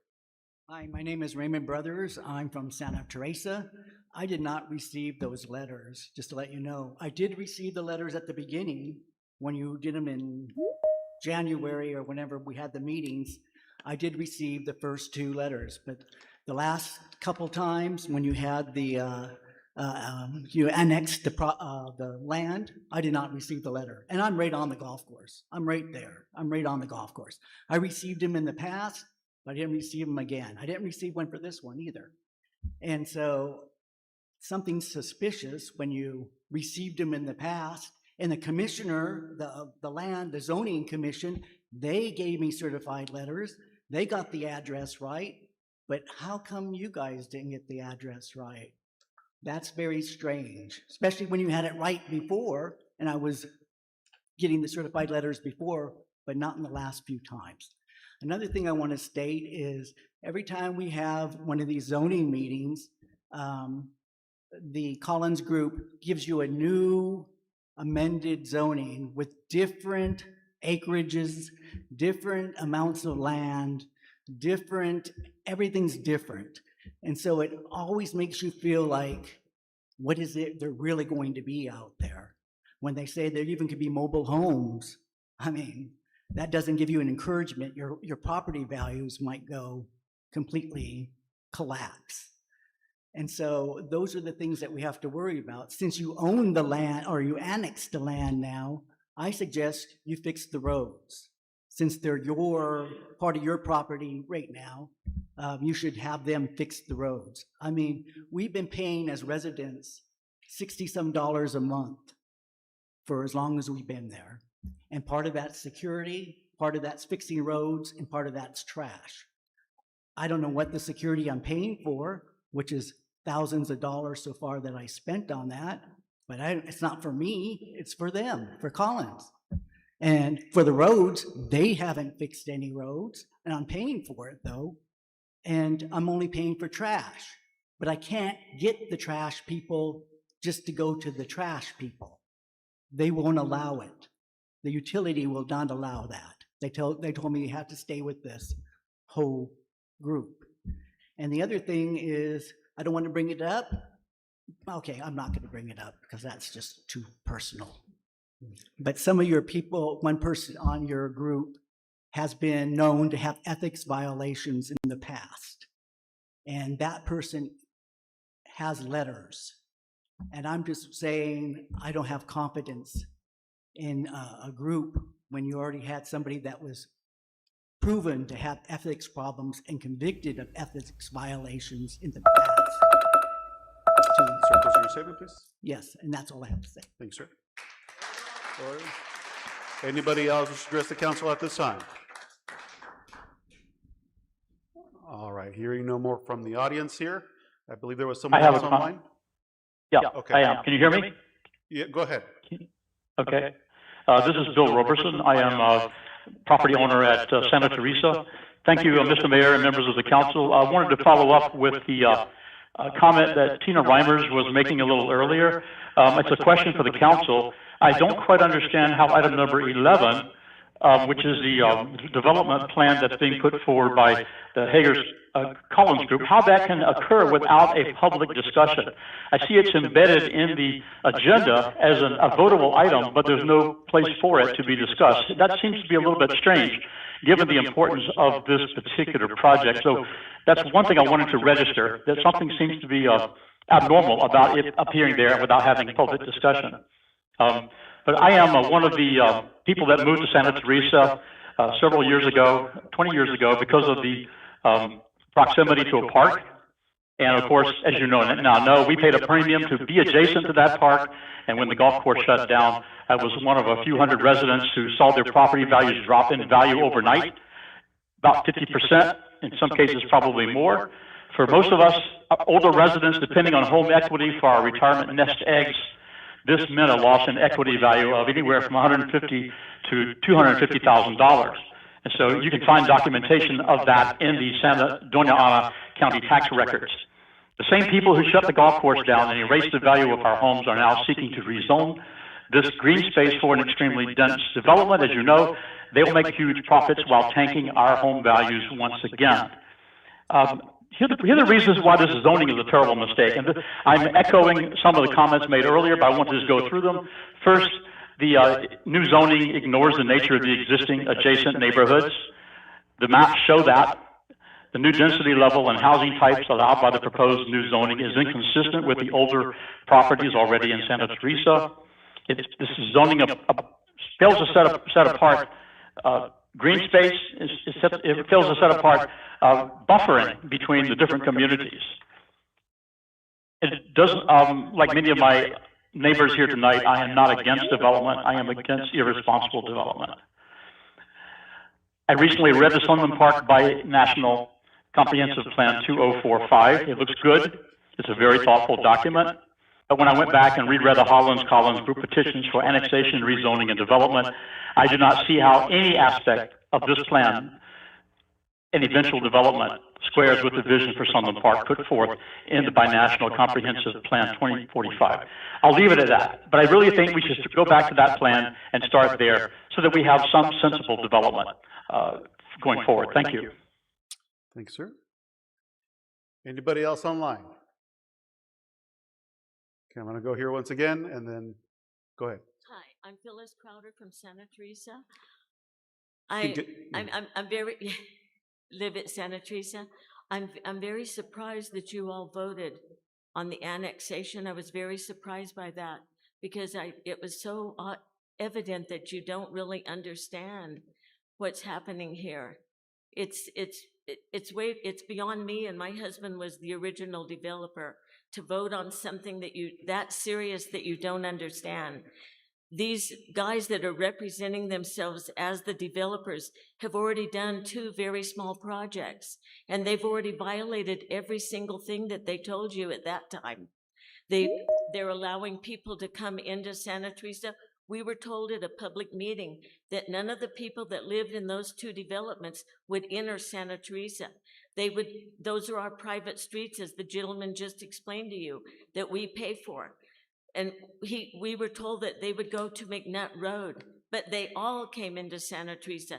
They still all come into Santa Teresa. All the construction trucks came into Santa Teresa on the roads that we pay for. That was not supposed to happen. I don't know how you can approve a plan of annexation with people that have already violated in 2 very small projects, but yet you're approving now a large project. Other than I just don't think you understand how big Santa Teresa is going to be. And it's really beyond, I think it's really beyond your city. I'm going to give you an example. Do we all know where Rudy's is up there on the freeway? Rudy's and 2 or 3 other restaurants and a Holiday Inn. Well, they're tearing all of that down. Artcraft, many things are being torn down. All of those businesses are being torn down. I talked to the manager of Rudy's. They are not going to relocate. All of that is being torn down because of Santa Teresa, the traffic at Santa Teresa, all those huge trucks. Have you possibly noticed McNutt Road, going through your own town? How many trucks and cars are going through there now? And if you have approved high density, everybody's talking now about you can change what they're going to do. No, you voted on that high density. That's what you voted for. The Attorney General of New Mexico should have something to say about this. The state of New Mexico should have something to do about this because you are violating so many laws, so many rules in the state, in the county.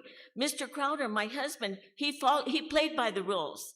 He followed the rules of the county. He worked with the county. We never did anything that was going to hurt the people. But the density that you have approved will cause so much safety violations and problems for our people that are driving, walking, writing books. It's already creating problems for us with just the two things that they've already done. Can you start closing your statement, please? Pardon me, sir? You can start closing your statement, please? I couldn't. You can close your statement, please? What? Your time is up? Oh, yeah. Okay. Thank you.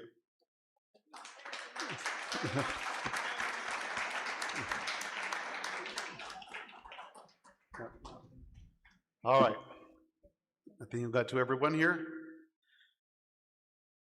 Any other public comment from the floor here? All right. Seeing and hearing none. The public hearing portion of this item is now closed. We'll go back to the council. Any further questions by the council? Some follow-up questions. Mayor. Let me get Councilor Reyes, and then we'll go to Councilor Jaramillo. Thank you, Mr. Mayor. First question is going to be for the Planning and Zoning Commission for the most recent vote. I know that there's miscommunication. Everybody was there. There was a partial participation for the commission that was there. What's the actual count? Who was there? When did it take place? And what was the final disposition for the recommendation from that Planning and Zoning Commission? If that can be provided before the meeting adjourns, but a definite when it took place, which commissioners were there, what the outcome was, and what the recommendation for that Planning and Zoning Commission was. The additional question is going to be regarding the zip code conflict. Where did we go wrong, if we went wrong on that aspect of it? Because I know there's a couple comments that were bringing up different zip codes. I typed in one of the zip codes right here in USPS, and it does bring it up to Chaparral. It gives everything else other than Santa Teresa. So I believe giving a fair handshake. Also, the comment made by the gentleman regarding letters not received from residents in Santa Teresa that were previously received in the past. Why were they excluded this time around? And do we have a tracking mechanism on where they went and who received them? Last one that I'm gonna poke the bear on, I know there was a mention as far as ethics. You know, when we're giving the communities a fair handshake across the board, we wanna make sure we have a good ethical sounding board behind any of our decisions.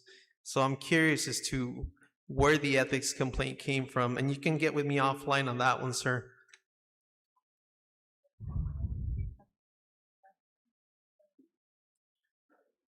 Councilor Jaramillo?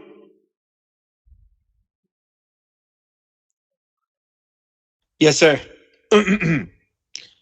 Okay, thank you, Mayor. So I just wanna make a comment. I would like to know. First off, planning and zoning is not an absolute entity. First off. Second of all, I would like to know not who voted against, but the reasons why they voted against this development. Somebody mentioned that some of us have, in my own words, lack knowledge of what's going on, but I've been here 6 years and I've been doing many projects, and I understand clearly. I understand how to do this. So one thing that I want to put out there for the purpose of perspective. As far as I'm concerned, as far as I know, the state law does not require a master plan, nor does the city. I might be wrong, but if I'm wrong, Mario, city manager, please correct me. For the sake of perspective, people want to see a master plan put in place. But Mario, how much did the master plan cost for the Elena Park? I'm just gonna set it up. I know it's a little bit off topic, but it's to put it up for perspective, so that everybody would understand why master plans don't work and are not required.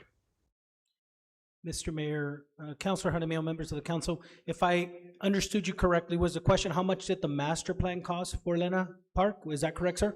For Elena Park, yes, sir. Okay, so the Elena Park master plan, which was really the overall concept for the recreational aspects, the walkability aspects, some of the recreational pieces, all of the active spaces, that was about $25,000. Keep in mind that there's a second master plan. That's an infrastructure master plan that goes associated with it. That master plan, I don't have the number with me.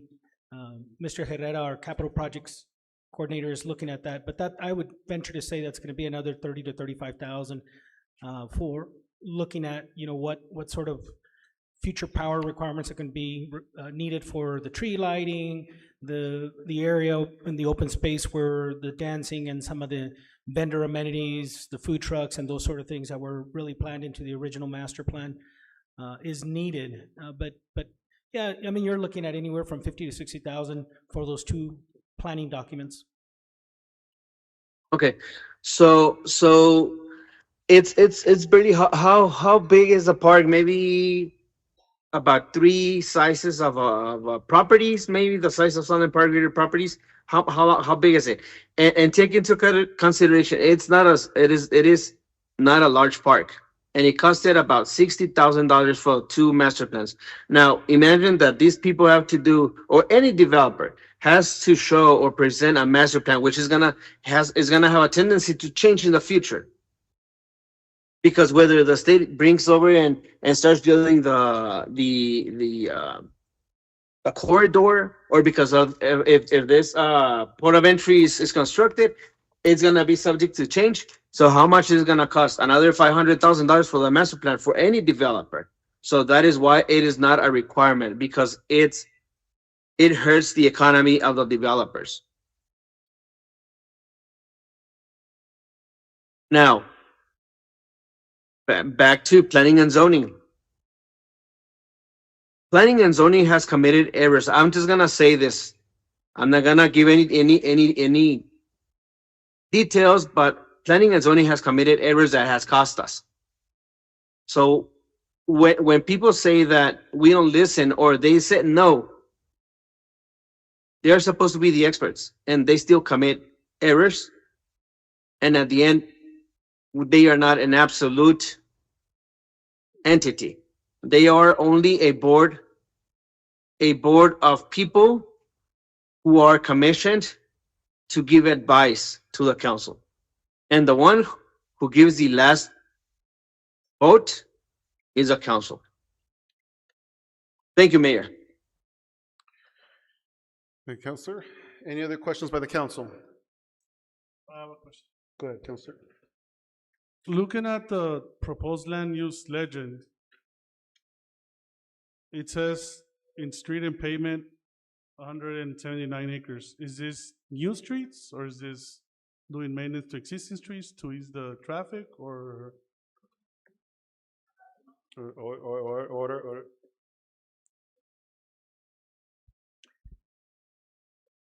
Counselor, will you repeat the question Yeah. so that the planners can respond?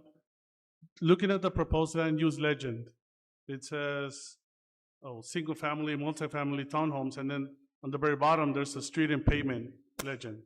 And it says 179 acres. Is this new streets or doing maintenance to existing streets, or how are you gonna ease the traffic for if you rezone? Mr. Mayor and Councilor Mata, for the best of my knowledge and understanding, the plan that is proposed to you includes to the area that is being zoned at this point. We can confirm with the property owner as he's here. Our understanding is that that is the new streets. There's no streets that are being adjacent or that will be for new maintenance under this. This is a zoning matter right now. So the streets are for that area, to the best of our understanding. Okay, thank you. Thank you. Any other questions by the council? Question for the staff. So our legal team has reviewed this document and they stated that it's in compliance. Can you repeat the question, please? Has Mr. our legal Mayor? team reviewed this document and say that it's in compliance with the city code? We were in communications with actually there's two attorneys looking at it. And as far as of today, and to the best of my knowledge, that would be correct. It is in compliance. Okay. Any other questions by the council? All right. Do we have Good. do we have those results for the Planning and Zoning Commission? Their Yes, sir. recommendation? Mr. Mayor, Councilor Reyes, you were, did they all receive the correspondence from plan? You all received, Ms. Rivas sent the responses from the Planning and Zoning Commission on the reasons for it. During the meeting or at the adjournment of the meeting, which we had a full quorum, they all voted to answer part of that question, 3-4-part question that you asked.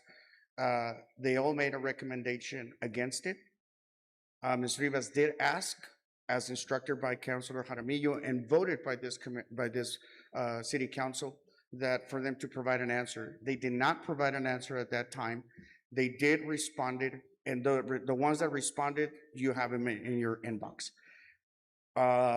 Because of their particular reasons, I did go through them. I know the manager went through them, and well, when you read them, you will see the misalignment.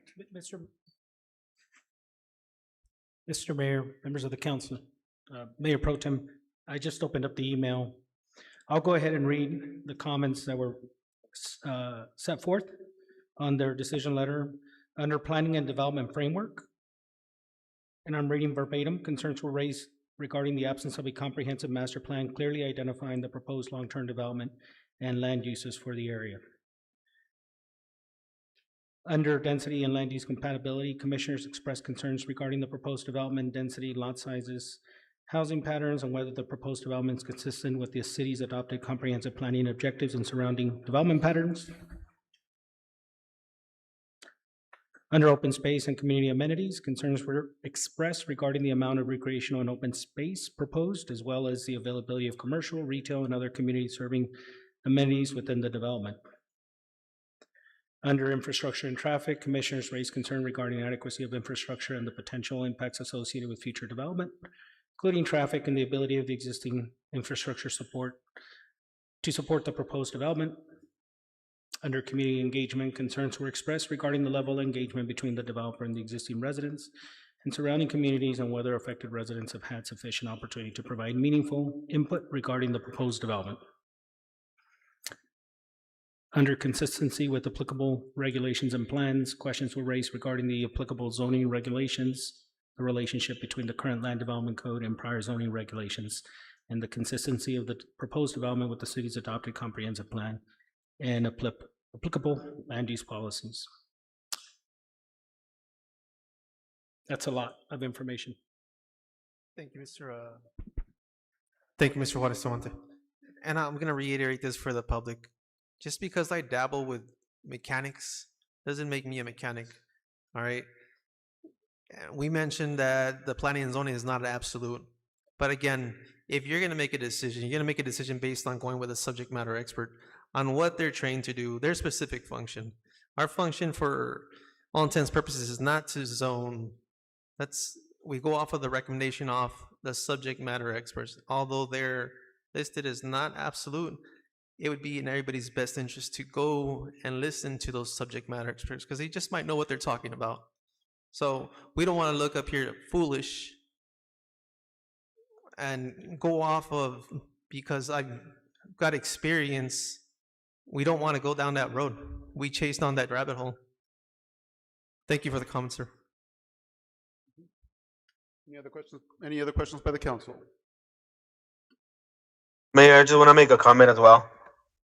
Go ahead, sir. To reinforce my comment, there's commissioners who have been about a year. How can a person who's been in a year being a commissioner for the planning and zoning be an expert? So they are not experts. Thank you. And this is just what was just read by the city manager. Any other questions by the council? Seeing and hearing none, I have a motion on the floor, has been seconded, and has been debated. Let me have a roll call vote on the matter, please. Councilor Alberto Jaramillo, Aye. Councilor Armando Mata, Aye. Councilor Milly Sandoval, Aye. Councilor Raúl Telles, Nay. Councilor Berta Salmon, Aye. Councilor Mario Burciaga. No. Motion carries, sir. Motion carries. Item has been approved. Move on to the next item on the agenda, which is the consent agenda. Do you want a break? You all need a break? All right, let's take a little break. We'll convene. I do have 7:32 p.m. We'll take a 5-minute break. We'll continue with the rest of the agenda.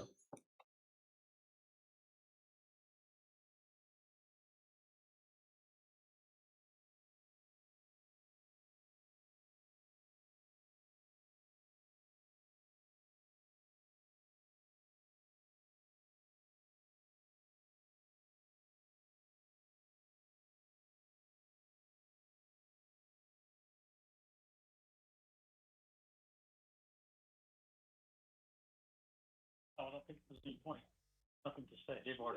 They're in the pocket. They're in the pocket. Honestly, now I'm starting to think that I should start making those kinds of arguments. I've been careful not to. That's ridiculous. The planning and zoning commissioners did their work, and they're being totally ignored. Unbelievable. Wow.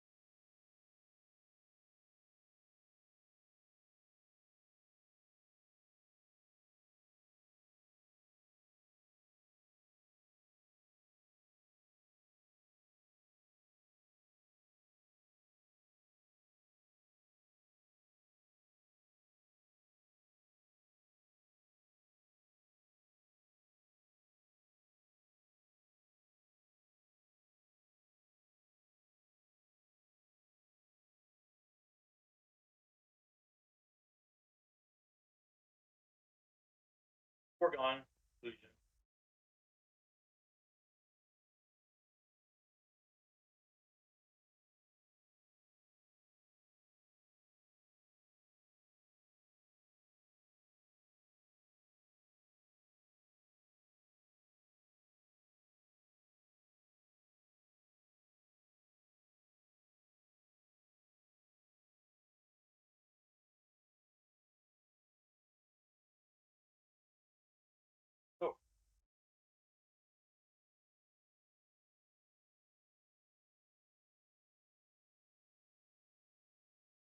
Going to stay online. We're going to interact with you guys a little bit anyway. Well, do what you need to do.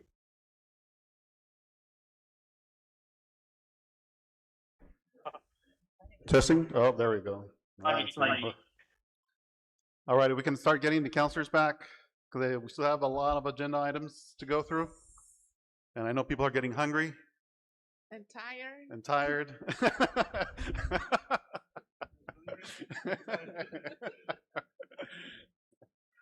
All right. Thank you, David. Is Counselor Jaramillo still online? Yes, sir, I'm here. All I'm right, here. thank you, sir. 1, 2, 3. 1, My, 2. my pleasure. 1, 2, 3, 4. That makes us 4.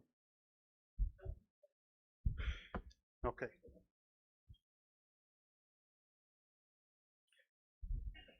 Is Counselor Tejas out there? Thank you. We'll be in touch. We'll be in touch. We'll be in touch. All right.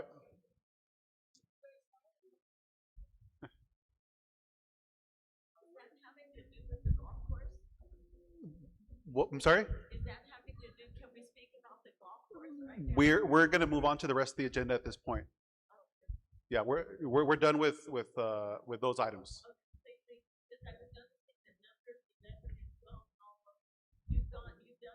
No, not yet. Not yet. So, all right.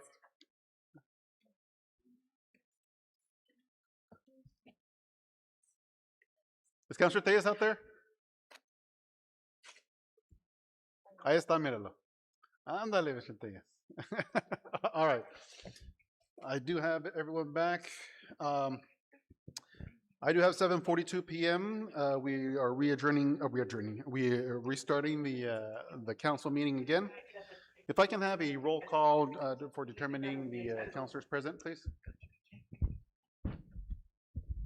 We do a roll call. Councilor Milly Sandoval. Present. Councilor Armando Mata. No. Present. Councilor Raúl Telles. Present. Councilor María Burciaga. Present. Councilor Berta Salmón. Councilor Alberto Jaramillo. Present. We have a quorum, sir. All right, we do have a quorum. We're going to be back here. Before I forget, let the record show that we did have a closed session before this meeting. That only the items on the agenda were discussed. No decision was made in closed session. This is related to personnel matters. And just make that note on the minutes, please. The next item on the agenda is the consent agenda. The consent agenda is considered to be routine and will be enacted in one motion unless a counselor requests an item be discussed and voted on separately. At this time, I will entertain a motion to approve the consent agenda. Motion to approve consent. I have a motion on the floor by Councilor Tejas to approve the consent agenda. Is there a second? Second. Motion has been seconded by Councilor Sandoval. Let me have a roll call vote on the matter, please. Councilor Berta Salmón. Aye. Councilor Armando Mata. Aye. Councilor María Burciaga. Aye. Councilor Raúl Telles. Aye. Councilor Alberto Jaramillo. Yes. Councilor Milly Sandoval. Aye. Motion carries, sir. Motion carries. The consent agenda has been approved. Item number 10 under new business and resolutions. Approval of a resolution calling for the submission of general obligation bond questions to voters at the November 3rd, 2026 general elections. Thank you, Mr. Mayor. Members of the council, I'll provide a little context and introduction of our legal counsel here tonight. Mr. Chris Muirhead of the Madro Law Firm will be presenting the ordinance before you.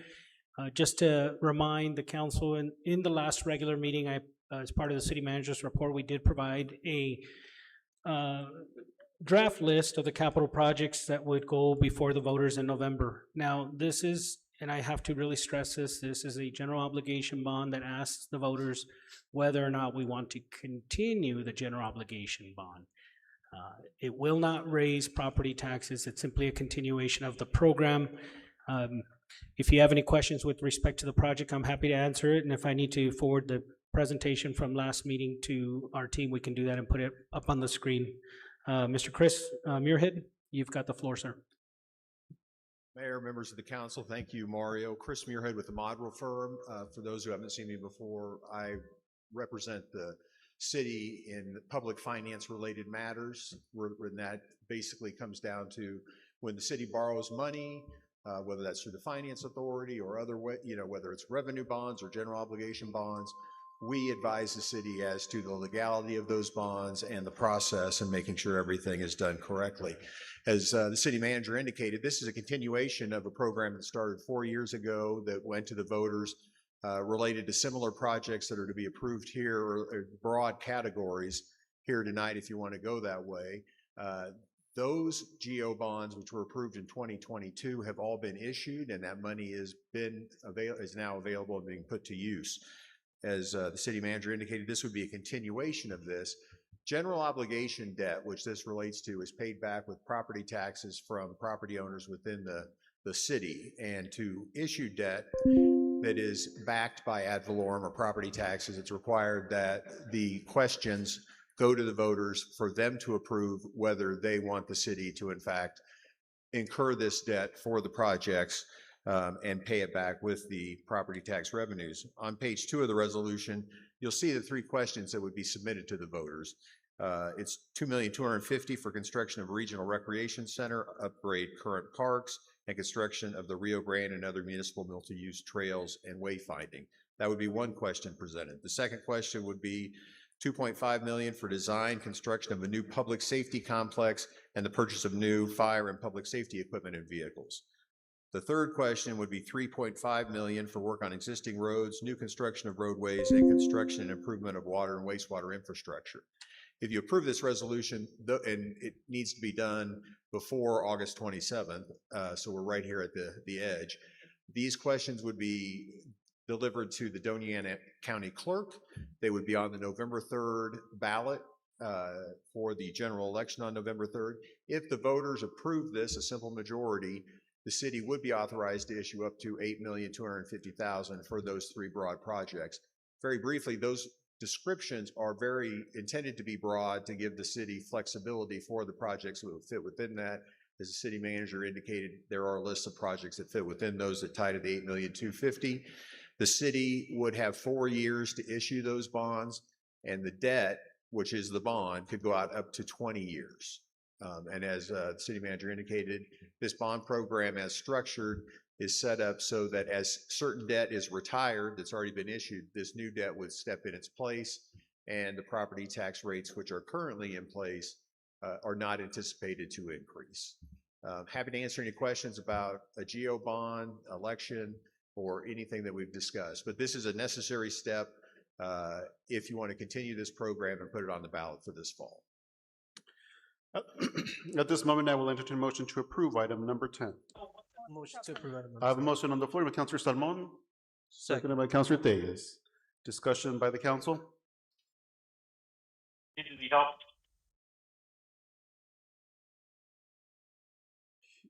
Was Councilor Jaramillo, was that you? Excuse me?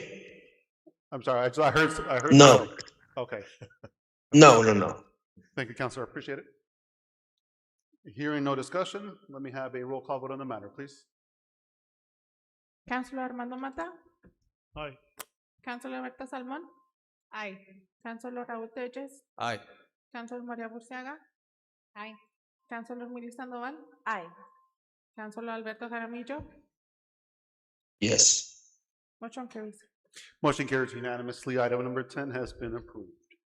Item number 11, approval of a development agreement of Mesilla Bolson Properties LLC, a New Mexico Limited Liability Company, Yvonne Collins, Santa Teresa Country Club LLC, a New Mexico Limited Liability Company.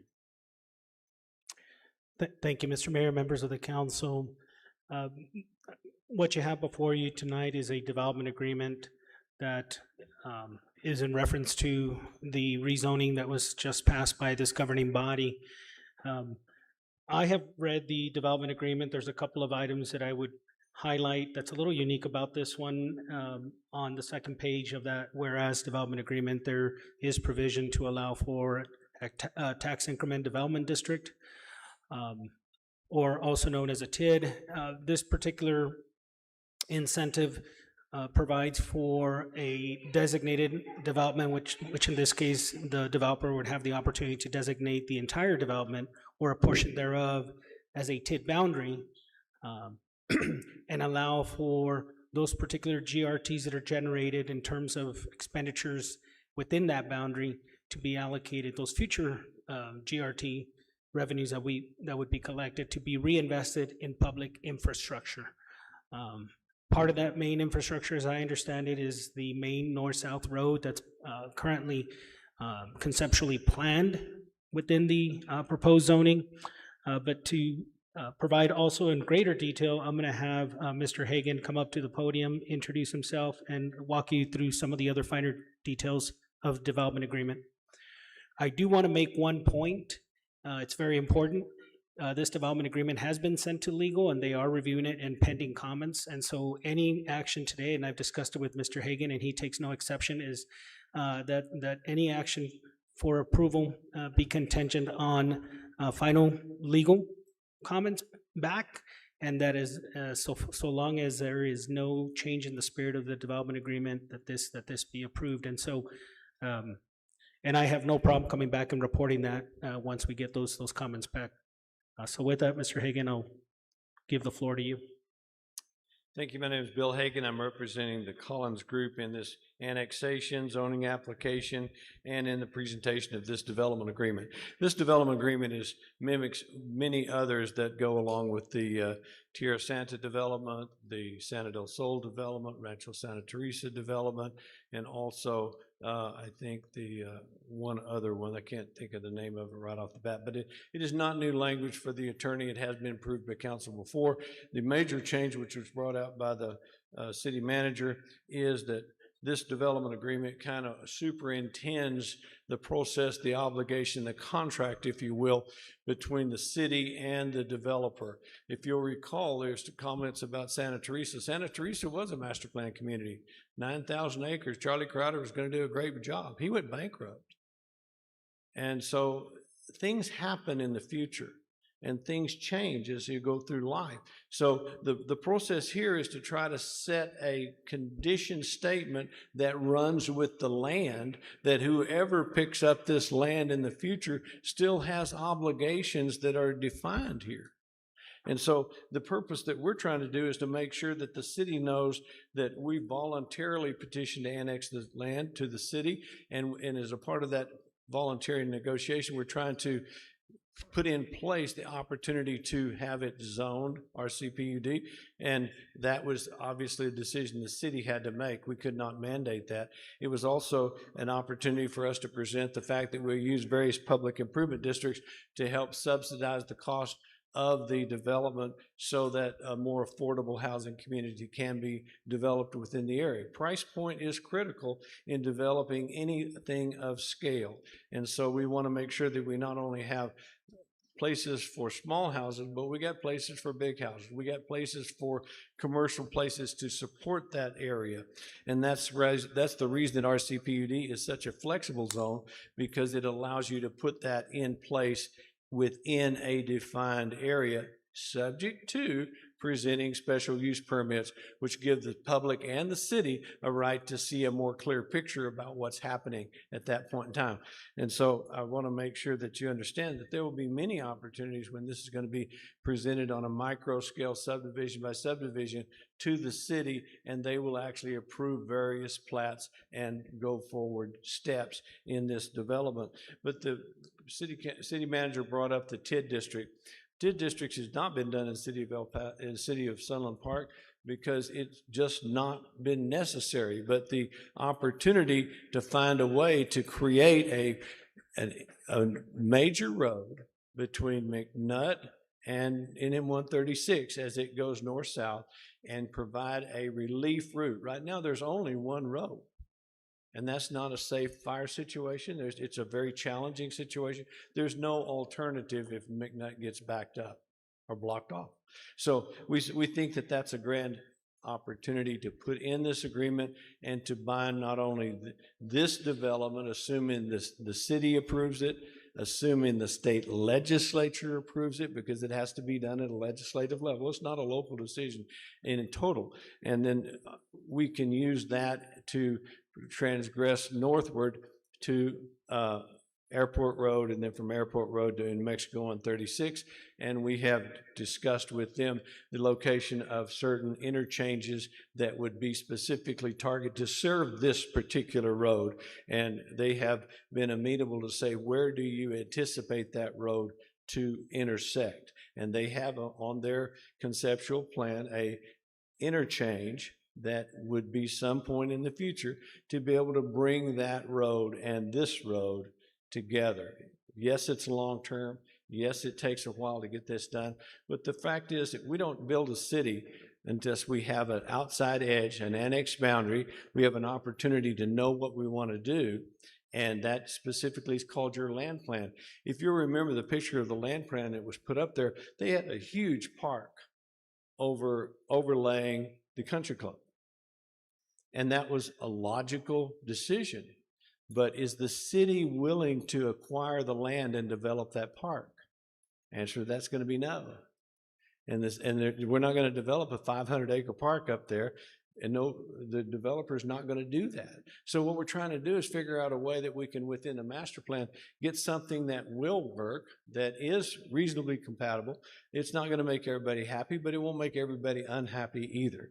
And it will provide an opportunity for this town to continue to grow in accordance with what it needs and what the people who are coming here. Nobody comes to Sunland Park wanting to buy less than what's going to be good for them. They all move here because they think it's the best place for them to live. And we want to create that environment for them to do that. This development agreement takes us that way, along with the public improvement districts, along with the TID districts. And it, as I said earlier, it's an opportunity for us to negotiate with you, your city staff members, and say, this is the direction we're trying to go. Yes, things do change in the future. Economies come up and they go down. Areas come up and down. Jobs grow up and down. So we do have to have a certain amount of flexibility, and you'll see that I reiterated in the project. These things may change, but those changes can't be done unilaterally. We have to come back to the city. We have to come back to staff. We have to come back and present the opportunity to say, this is where we're going to have to make a look at this, because that was yesterday and today is today. And you've all seen that situation show up. So I want to bring up one other thing. You heard something about the roads in Santa Teresa. Those roads are private roads. They're not part of any annexation. They have a public access easement overlaying them that predates anything we've done. So that this was negotiated by the Verde group, and so there is a right for every public car to go up and down that road. Yes, those citizens out there do have certain obligations for maintenance. If they don't own the roads, Mr. Collins and some other entity, I think, owns those roads. But the fact is, we have taken the liberty of putting in this development agreement. Now, I'd like to read one sentence to you, if I may, and it happens to be under Article 4, number I. It says the city's agreements, call it condition precedent, something that has to happen before we can do anything. It says, the city's agreement that upon future rehabilitation or construction by any adjacent land developer, a decision to accept the maintenance of Teresa Paseo, Feather Moon, and South Country Club Road for public maintenance. We're telling ourselves, and we're telling you, that if we're going to develop the land next to that road, then we're going to fix that road. And this has already been done on the one that goes back by the fire station. We fixed that road, and it became part of the city. So there's a lot of things that you've heard today that disparage many people, but we're trying to say that this done right, and this agreement helps navigate that space, it can satisfy most of the interests of the people involved. We can't fix the fact that Charlie Crowder planned a golf course. He went bankrupt. The course fell apart, and those people's dream fell apart with that. No one here in this conversation had anything to do with that. That was life. And we can't fix that because the city doesn't want to take on buying that land and building back the golf course. No one else is going to do it.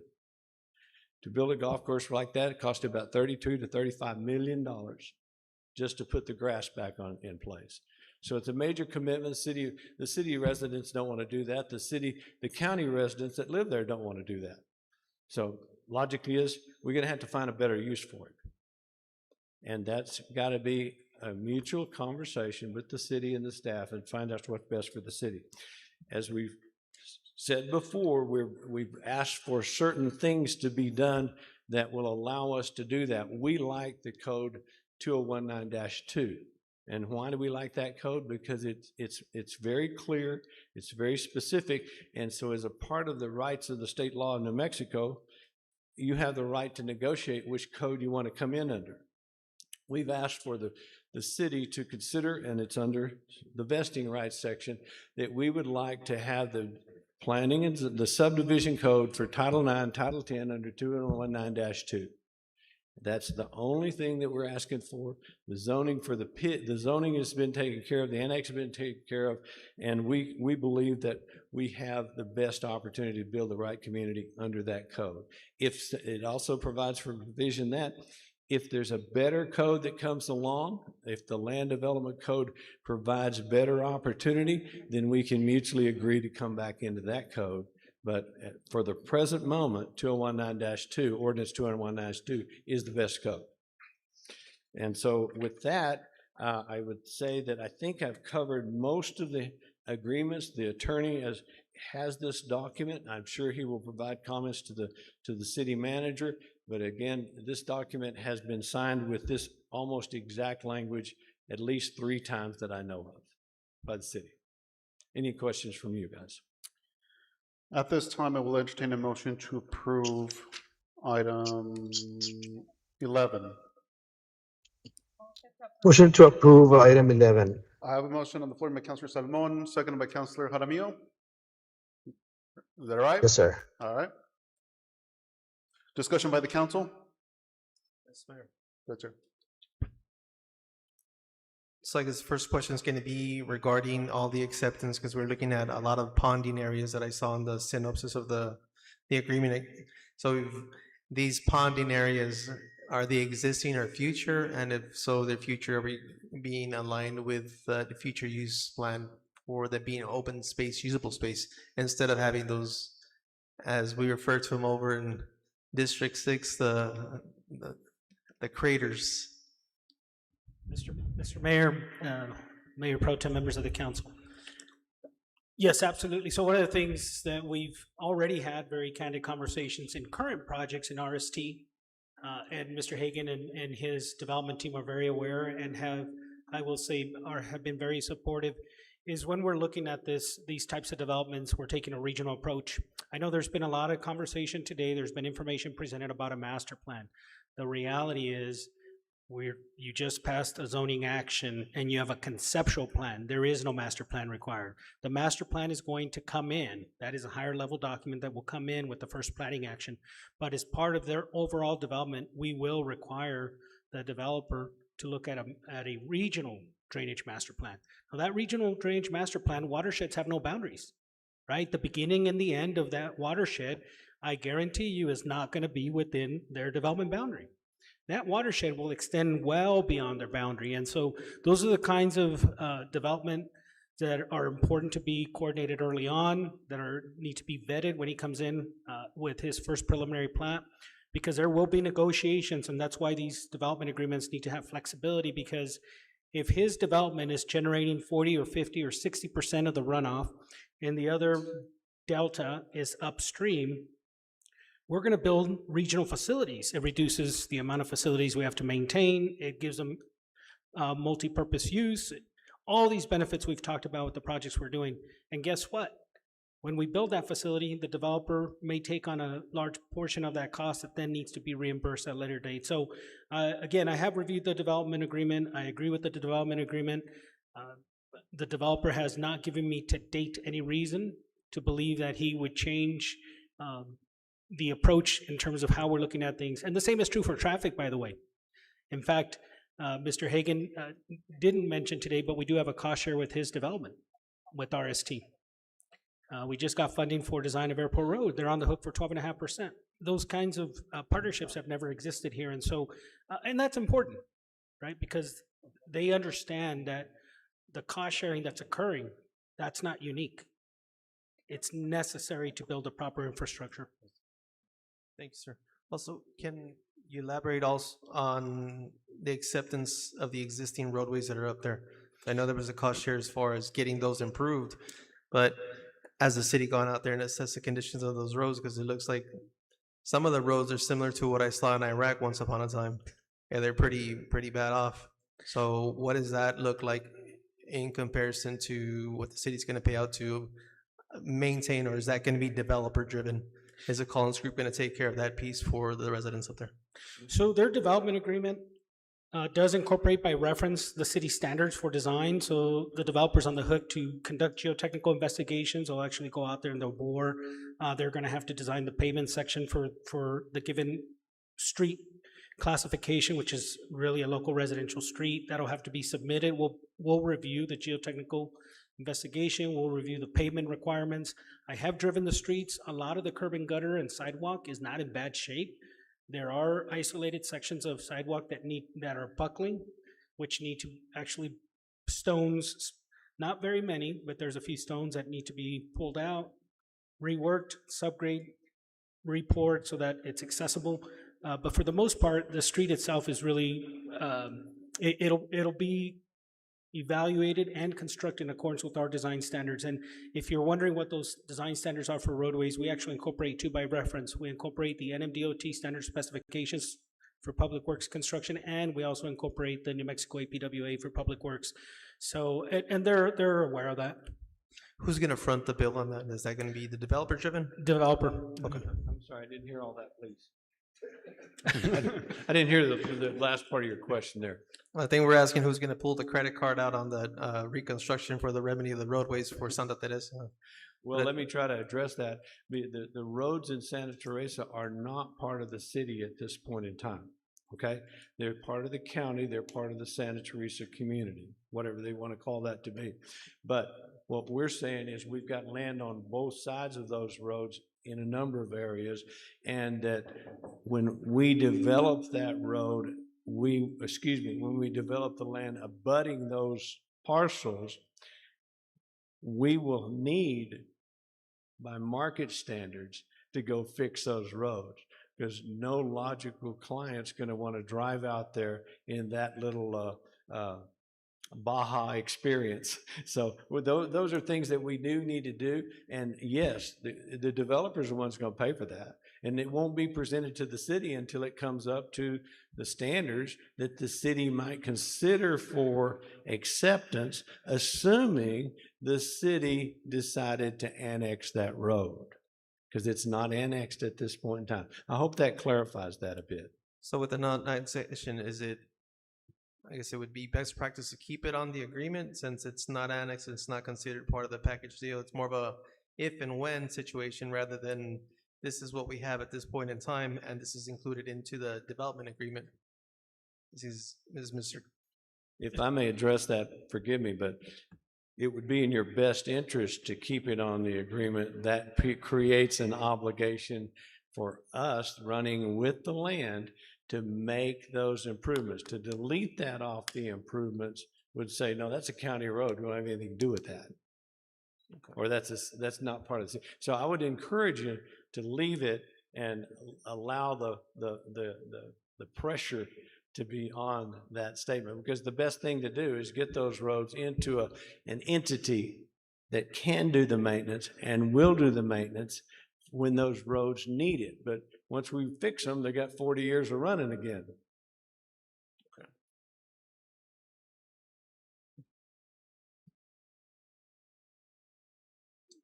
Any other questions by the council?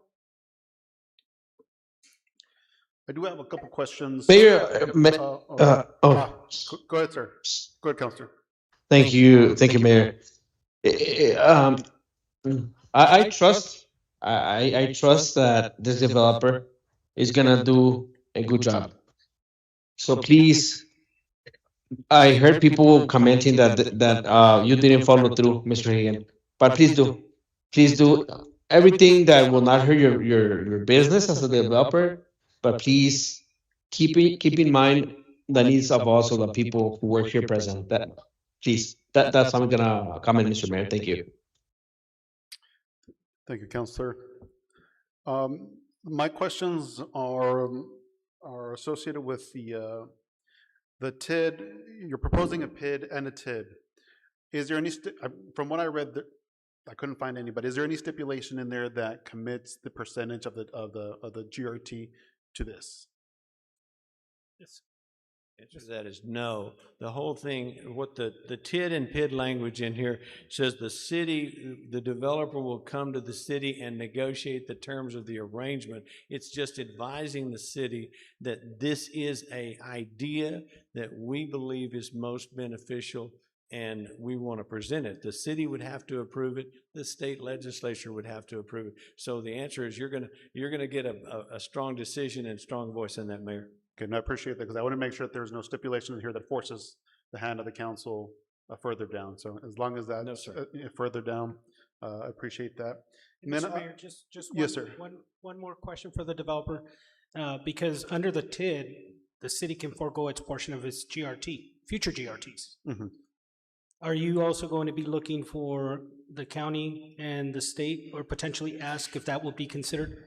And the reason I bring it up is some of the east-west connections actually benefit the Santa Teresa Industrial Park, and so it is actually a fair request. I would encourage if the developer was to ask for the county and even the state to forego that, I believe this would make a strong case given that there has been a strong focus even from the legislative side of investing into more infrastructure in this part of the state.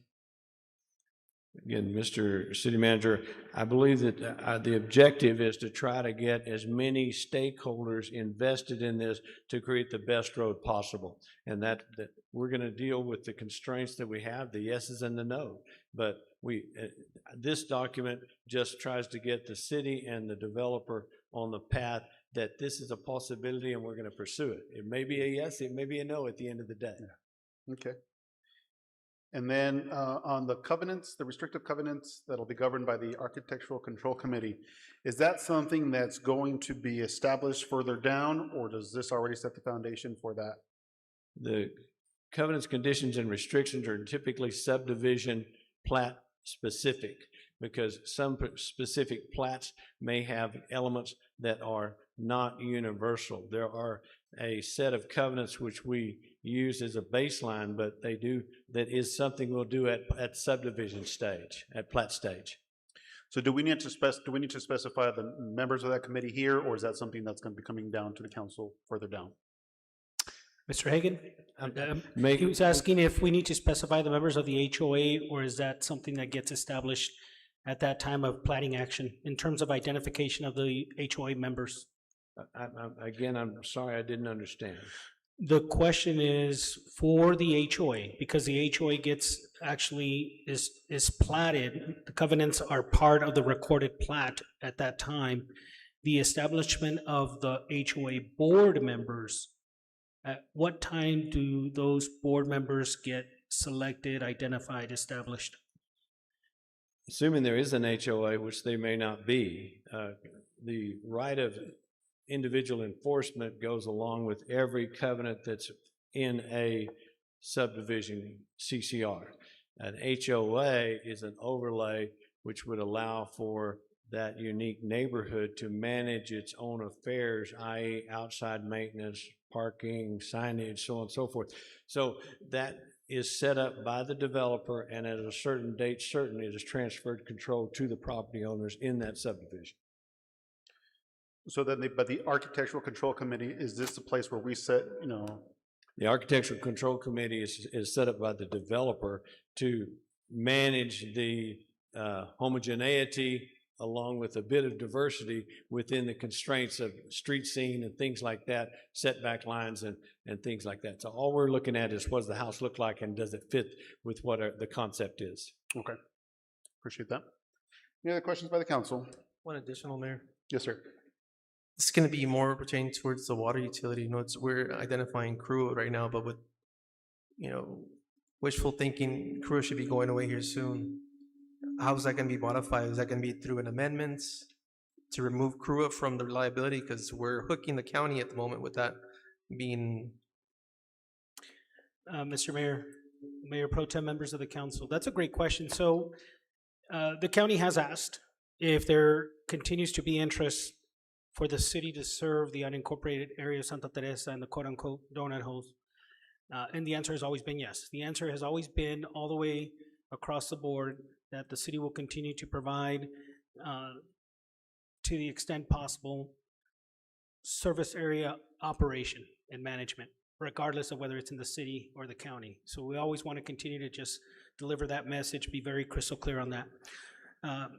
In the future, we know that legislative bodies change. In my mind, it would be best at some point to transfer those assets from the county over to the city, because the reality is the county is not going to come in on city right away, a mile, 2 miles, 3 miles away to run a whole new parallel sewer system. So I can see long term that those assets that are in the county would eventually transfer over to the city, because those assets need to be maintained. And how do you maintain those assets? Well, it's through the ratepayer, right? And so who would be better positioned to ensure that we're maintaining those underground assets? We are. And so part of what we would be doing, and we're doing it today, actually, we're doing it in Airport Road, which the developer is working on, and we have a cost share agreement. They're developing an 18-inch interceptor line that'll be going in to be able to pick up a lot of the future housing, and of course the city pays its share. So the importance of having master planning in these development agreements is it provides the vehicle that we can come in, plan our own ICIP improvement projects from the utility side, knowing what their development plan is. If you look at their agreement, they have 12 phases, right? So we look at those things, and then we structure our capital improvement projects to make sure that, in this case, if they're making improvements in the future and we own the sewer and water underneath, we want to program those projects, because we don't want them rehabbing existing roads, in this case Feather Moon, without making sure we replace the water distribution line, new hydrants, new gravity sewer. If we didn't own it, we would still communicate with the county and say, hey, this phase is coming up, it's going to go in construction in 2 years, you need to plan those capital improvements. So yes, it provides flexibility so that we can coordinate our projects, and that's very important for us to be proactive, and we would continue to do that, sir. Thank you, sir. One last thing, and you brought up CRUA, is I know there's several references to CRUA throughout the agreement. Is that something that we'll have to revisit further down, or do we want to change the terminology on that to reflect the water utility? So that is a question, Mayor, great question. It is a question that we sent to our attorney, but so the development agreement is being reviewed by Mr. Edelman, who generally is a gentleman that's charged with this. However, Mr. Rich Olson out of Roswell, Hinkle Law Firm is actually our attorney representing the CRUA transition, and so he's got a copy of this, and one of the questions I'm asking him is, do we need to just remove CRUA in its entirety? And so I should have that answer. Okay. Any other questions? All right, seeing and hearing none, let me have a roll. Do you have a question on? I would like to respond to Mr. Hagan. He mentioned me quite a bit in what he's told you and gave you a lot of incorrect information. Okay, I'm gonna, 3 minutes. All right, well, it's a lot to talk about in 3 minutes after everything he just said. But one of the things is he was telling you that he fixed the road there by the fire station. He is the very person that destroyed the main arterial road.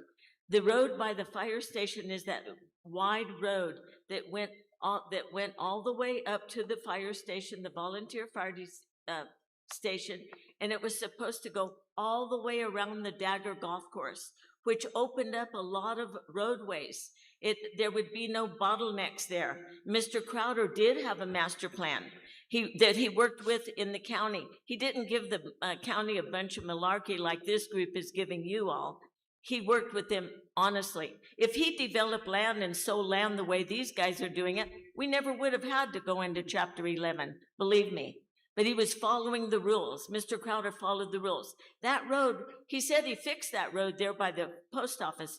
That road was to go all the way around the Dagger Golf Course. But what they did, they didn't own the land and they weren't interested in it at that time, the land beyond their first development. And so what they did was they blocked it off with housing. And I asked them, why did you do that? That's very important that that road went all the way around Santa Teresa. It opened up so there would be no bottlenecks. And of course, Mr. Crowder never planned on any of that density because he knew the problems that would cause with traffic, for school buses, for fire, for ambulances, for every reason. These guys blocked it off because they told me, well, we didn't own the land on the other side. Now all of a sudden they're interested in the land on the other side. So that's one problem, that's just a fallacy. This guy over here, I think, said he trusted this developer. He ought to look at what they've done. He ought to look at that little tiny turnaround. It's about the size of a cookie cutter. We were told that all of those developments were to go out to McNutt Road. Nothing like that has been done. Water has been stolen out of all the hydrants and never reported to the state engineer's office. Do you have any They were comments never metered. on the agreement? We're at the topic of the agreement right now. Pardon? We're on the topic of the agreement right now before the council. I'm talking about the things that he was addressing you on. I'm responding to all those things. Okay. Is that okay? Well, right now I'm just focused on the agreement itself. Well, I'm discussing everything that he just talked about. Okay. That you should know. Don't you think you ought to know these things? But this is not the proper forum for that. Well, when would be? If you don't listen to your own planning and zoning people, when is the proper time for us? Maybe we can talk a little afterwards, but right now I have the motion before the council Even though he gave you one, he told you one bunch of baloney after another about like the golf courses. He indicated, he talked a lot. Let me just talk about that just a little bit. We'll add 30 seconds because I kind of stopped at 30 seconds. Go ahead. Okay, he talked a lot about the golf courses. They're the ones that destroyed the golf courses. These are the very people that have destroyed everything that was there. The golf courses were beautiful. Hundreds of employees, many of them from Sunland Park, beautiful grass, trees. These are the very people that destroyed it. They're not coming in here to make things better. These are the people that destroyed it. No street lights, no medians, the roads not being taken care of. When they took over, everything was in beautiful, pristine condition. These are the people that destroyed it all. Yet they're the people that you believe. All right, Ms. Carter, we can start closing your statement. These are things you ought to know, Mr. Mayor. But this is not the forum for that. This is the But you gave him, he had a forum, and I'm trying to tell you the truth. Okay. Aren't you ever interested in the truth? You know, we're focused on the development agreement right now. That's the focus at this point. Okay, one tiny little point separate from that about the importance of Santa Teresa. The port of entry at Santa Teresa is the second largest in the United States of America. It's important that we can't play games with guys like him. Things have got to be done right. There can't be intense density like this. Okay, appreciate it. Thank you, Ms. Crowder. Appreciate it. Do you really, sir? Thank you. Now, anybody else want to address the council? Okay, 3 minutes, please. And the topic of the agenda is the motion on the floor is the development agreement. Hi, my name is Raymond Brothers. I just want to bring up one thing that Mr. Hagan did say is, you know, when he says the access roads are no longer, you know, are still part of the county. And really, Mr. Collins or the Collins Group owns those roads. Still, they haven't handed them over to you. So we're kind of trapped, you know, as they own both sides of the roads, but they don't want to do the actual road. They want to give it to the county, which the county will not provide any services for that road. So they don't want to fix the road. So we're going to have that perpetual problem until they start developing. It could be 3, 4, 5, 6 years. That Paseo Santa Teresa road, you can't even drive on that road. I mean, you can't. Unless you have a 4-wheel vehicle, that road is impassable altogether. And some of the people are Sunland Park residences that use those roads, not just Santa Teresa residences. There are Sunland Park residences. So here we are. He's not willing to give up the roads to you because he doesn't want to fix them right now, doesn't want to spend the money right now, but he wants all the land to go to you for development, but doesn't want to fix the roads with the land, which is, to me, is mind-boggling. He owns both sides of the roads, and he doesn't want to fix what's in between because it costs too much money. So those things you need to really think about. He needs to address those things. They need to fix those roads. If they're going and you're getting the land and you already annexed the land and you don't have access to the roads because they don't want to pay for the roads right now and they want to wait until they get development and actually get houses in the existing roads, that's not the correct way to do this. We can't even,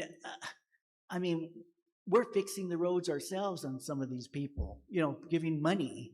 And some of your own residences in Sunland Park drive on those roads. A lot of that is now already transferred Sunland Park, and they have Sunland Park residences over there. So I don't understand how you can say, well, we won't do the roads now, we're giving that to the county, but it's really the Collins still owns that land and that road, even though they gave you both sides of the road, but they won't fix the actual or give you the actual road, so they can't fix it. And so who can fix it? I mean, it's almost like you're in a catch-22 until they develop it. Thanks, sir. Appreciate it. Okay? Any other public comment? And I just want to clarify, there's a difference on this agenda item than the other agenda items. The other items require a public hearing. The other items are administrative. That's a big difference in the action items. That's why the people are not sworn in on this one. And the other one, because it's a quasi-judicial hearing, that one has additional procedures that I have to follow for due process. So that's a big difference between these two. This does not require a public hearing. All right, hearing no more. Any other questions by the council? Ms. Crowder? At the last public hearings, can you hear me? Is my mic on? We're already done with the public part of this. At the last public hearings, we were told very specific things. These developers have already violated all of that. Okay. Every single one of us. What are you Okay. doing about that? All right, All the we'll have a conversation afterwards. And why would you trust them when you can see what they've already done? Right, Ms. Crowder. Thank you, Ms. Crowder. Ms. Crowder, you're out of order at this point. Thank you, ma'am. Hearing no further discussion by the council, let me have a roll call vote on the matter, please. Councilor Armando Mata. Aye. Councilor Alberto Jaramillo. Yes. You say yes? Aye. Thank you. Councilor María Burciaga. Aye. Councilor Raúl Telles. Nay. Councilor Mili Sandoval. Aye. Councilor Berta Salmón. Aye. Motion carries, sir. Motion carries. Item 11 has been approved. Item number 12, approval of the award of COSP or City of Sunland Park Medical Complex Grading and Drainage Project. Good afternoon, Mayor, members of the council. I brought this item at the last council meeting, and to kick us off in the presentation, I do have with me today the engineer record, Mr. Andrew Wong, who's going to be presenting the item as a refresher to the council, to the governing body. I know there were some questions last meeting as well. Contractor is here as well to answer any questions. And so I'm going to turn it over to Andrew at this time.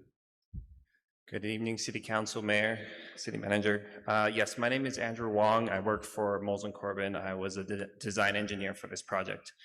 As you are aware, this project was put to public bid, and on June 23rd, we received 6 responsive bids. The bids ranged from $665,715.60 to a high of $1,272,267. The parent low bidder, after the evaluation and bid tabulation, was found to be 9 Degrees Construction with the bid of $665,715.60, excluding New Mexico gross receipts tax. We did verify that 9 Degrees is a registered contractor in the state of New Mexico with an active license. They also submitted the bid bond, their subcontractors listings, their preferences, and other documents as required. And we also verified the surety of their bid bond. So based on this information, we are submitting 9 Degrees Construction as the lowest apparent responsive bidder and suggesting that the city consider awarding this project to 9 Degrees. Any questions? Thank you, Andrew.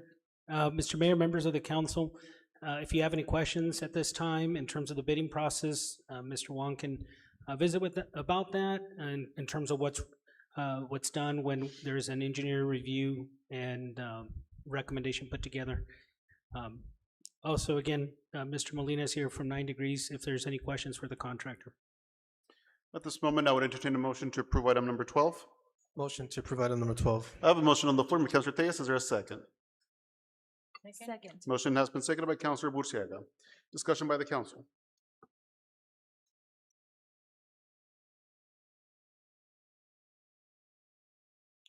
All right, seeing and hearing none. I have a motion on the floor has been seconded. Let me have a roll call vote on the matter, please. Councilor Alberto Salmon, Nay. Councilor Alberto Jaramillo,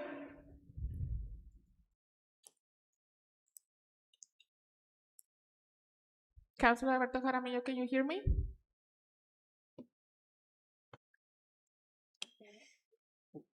Go on to the next one. Councilor Armando Mata, Aye. Councilor María Burciaga, Aye. Councilor Mili Sandoval, Aye.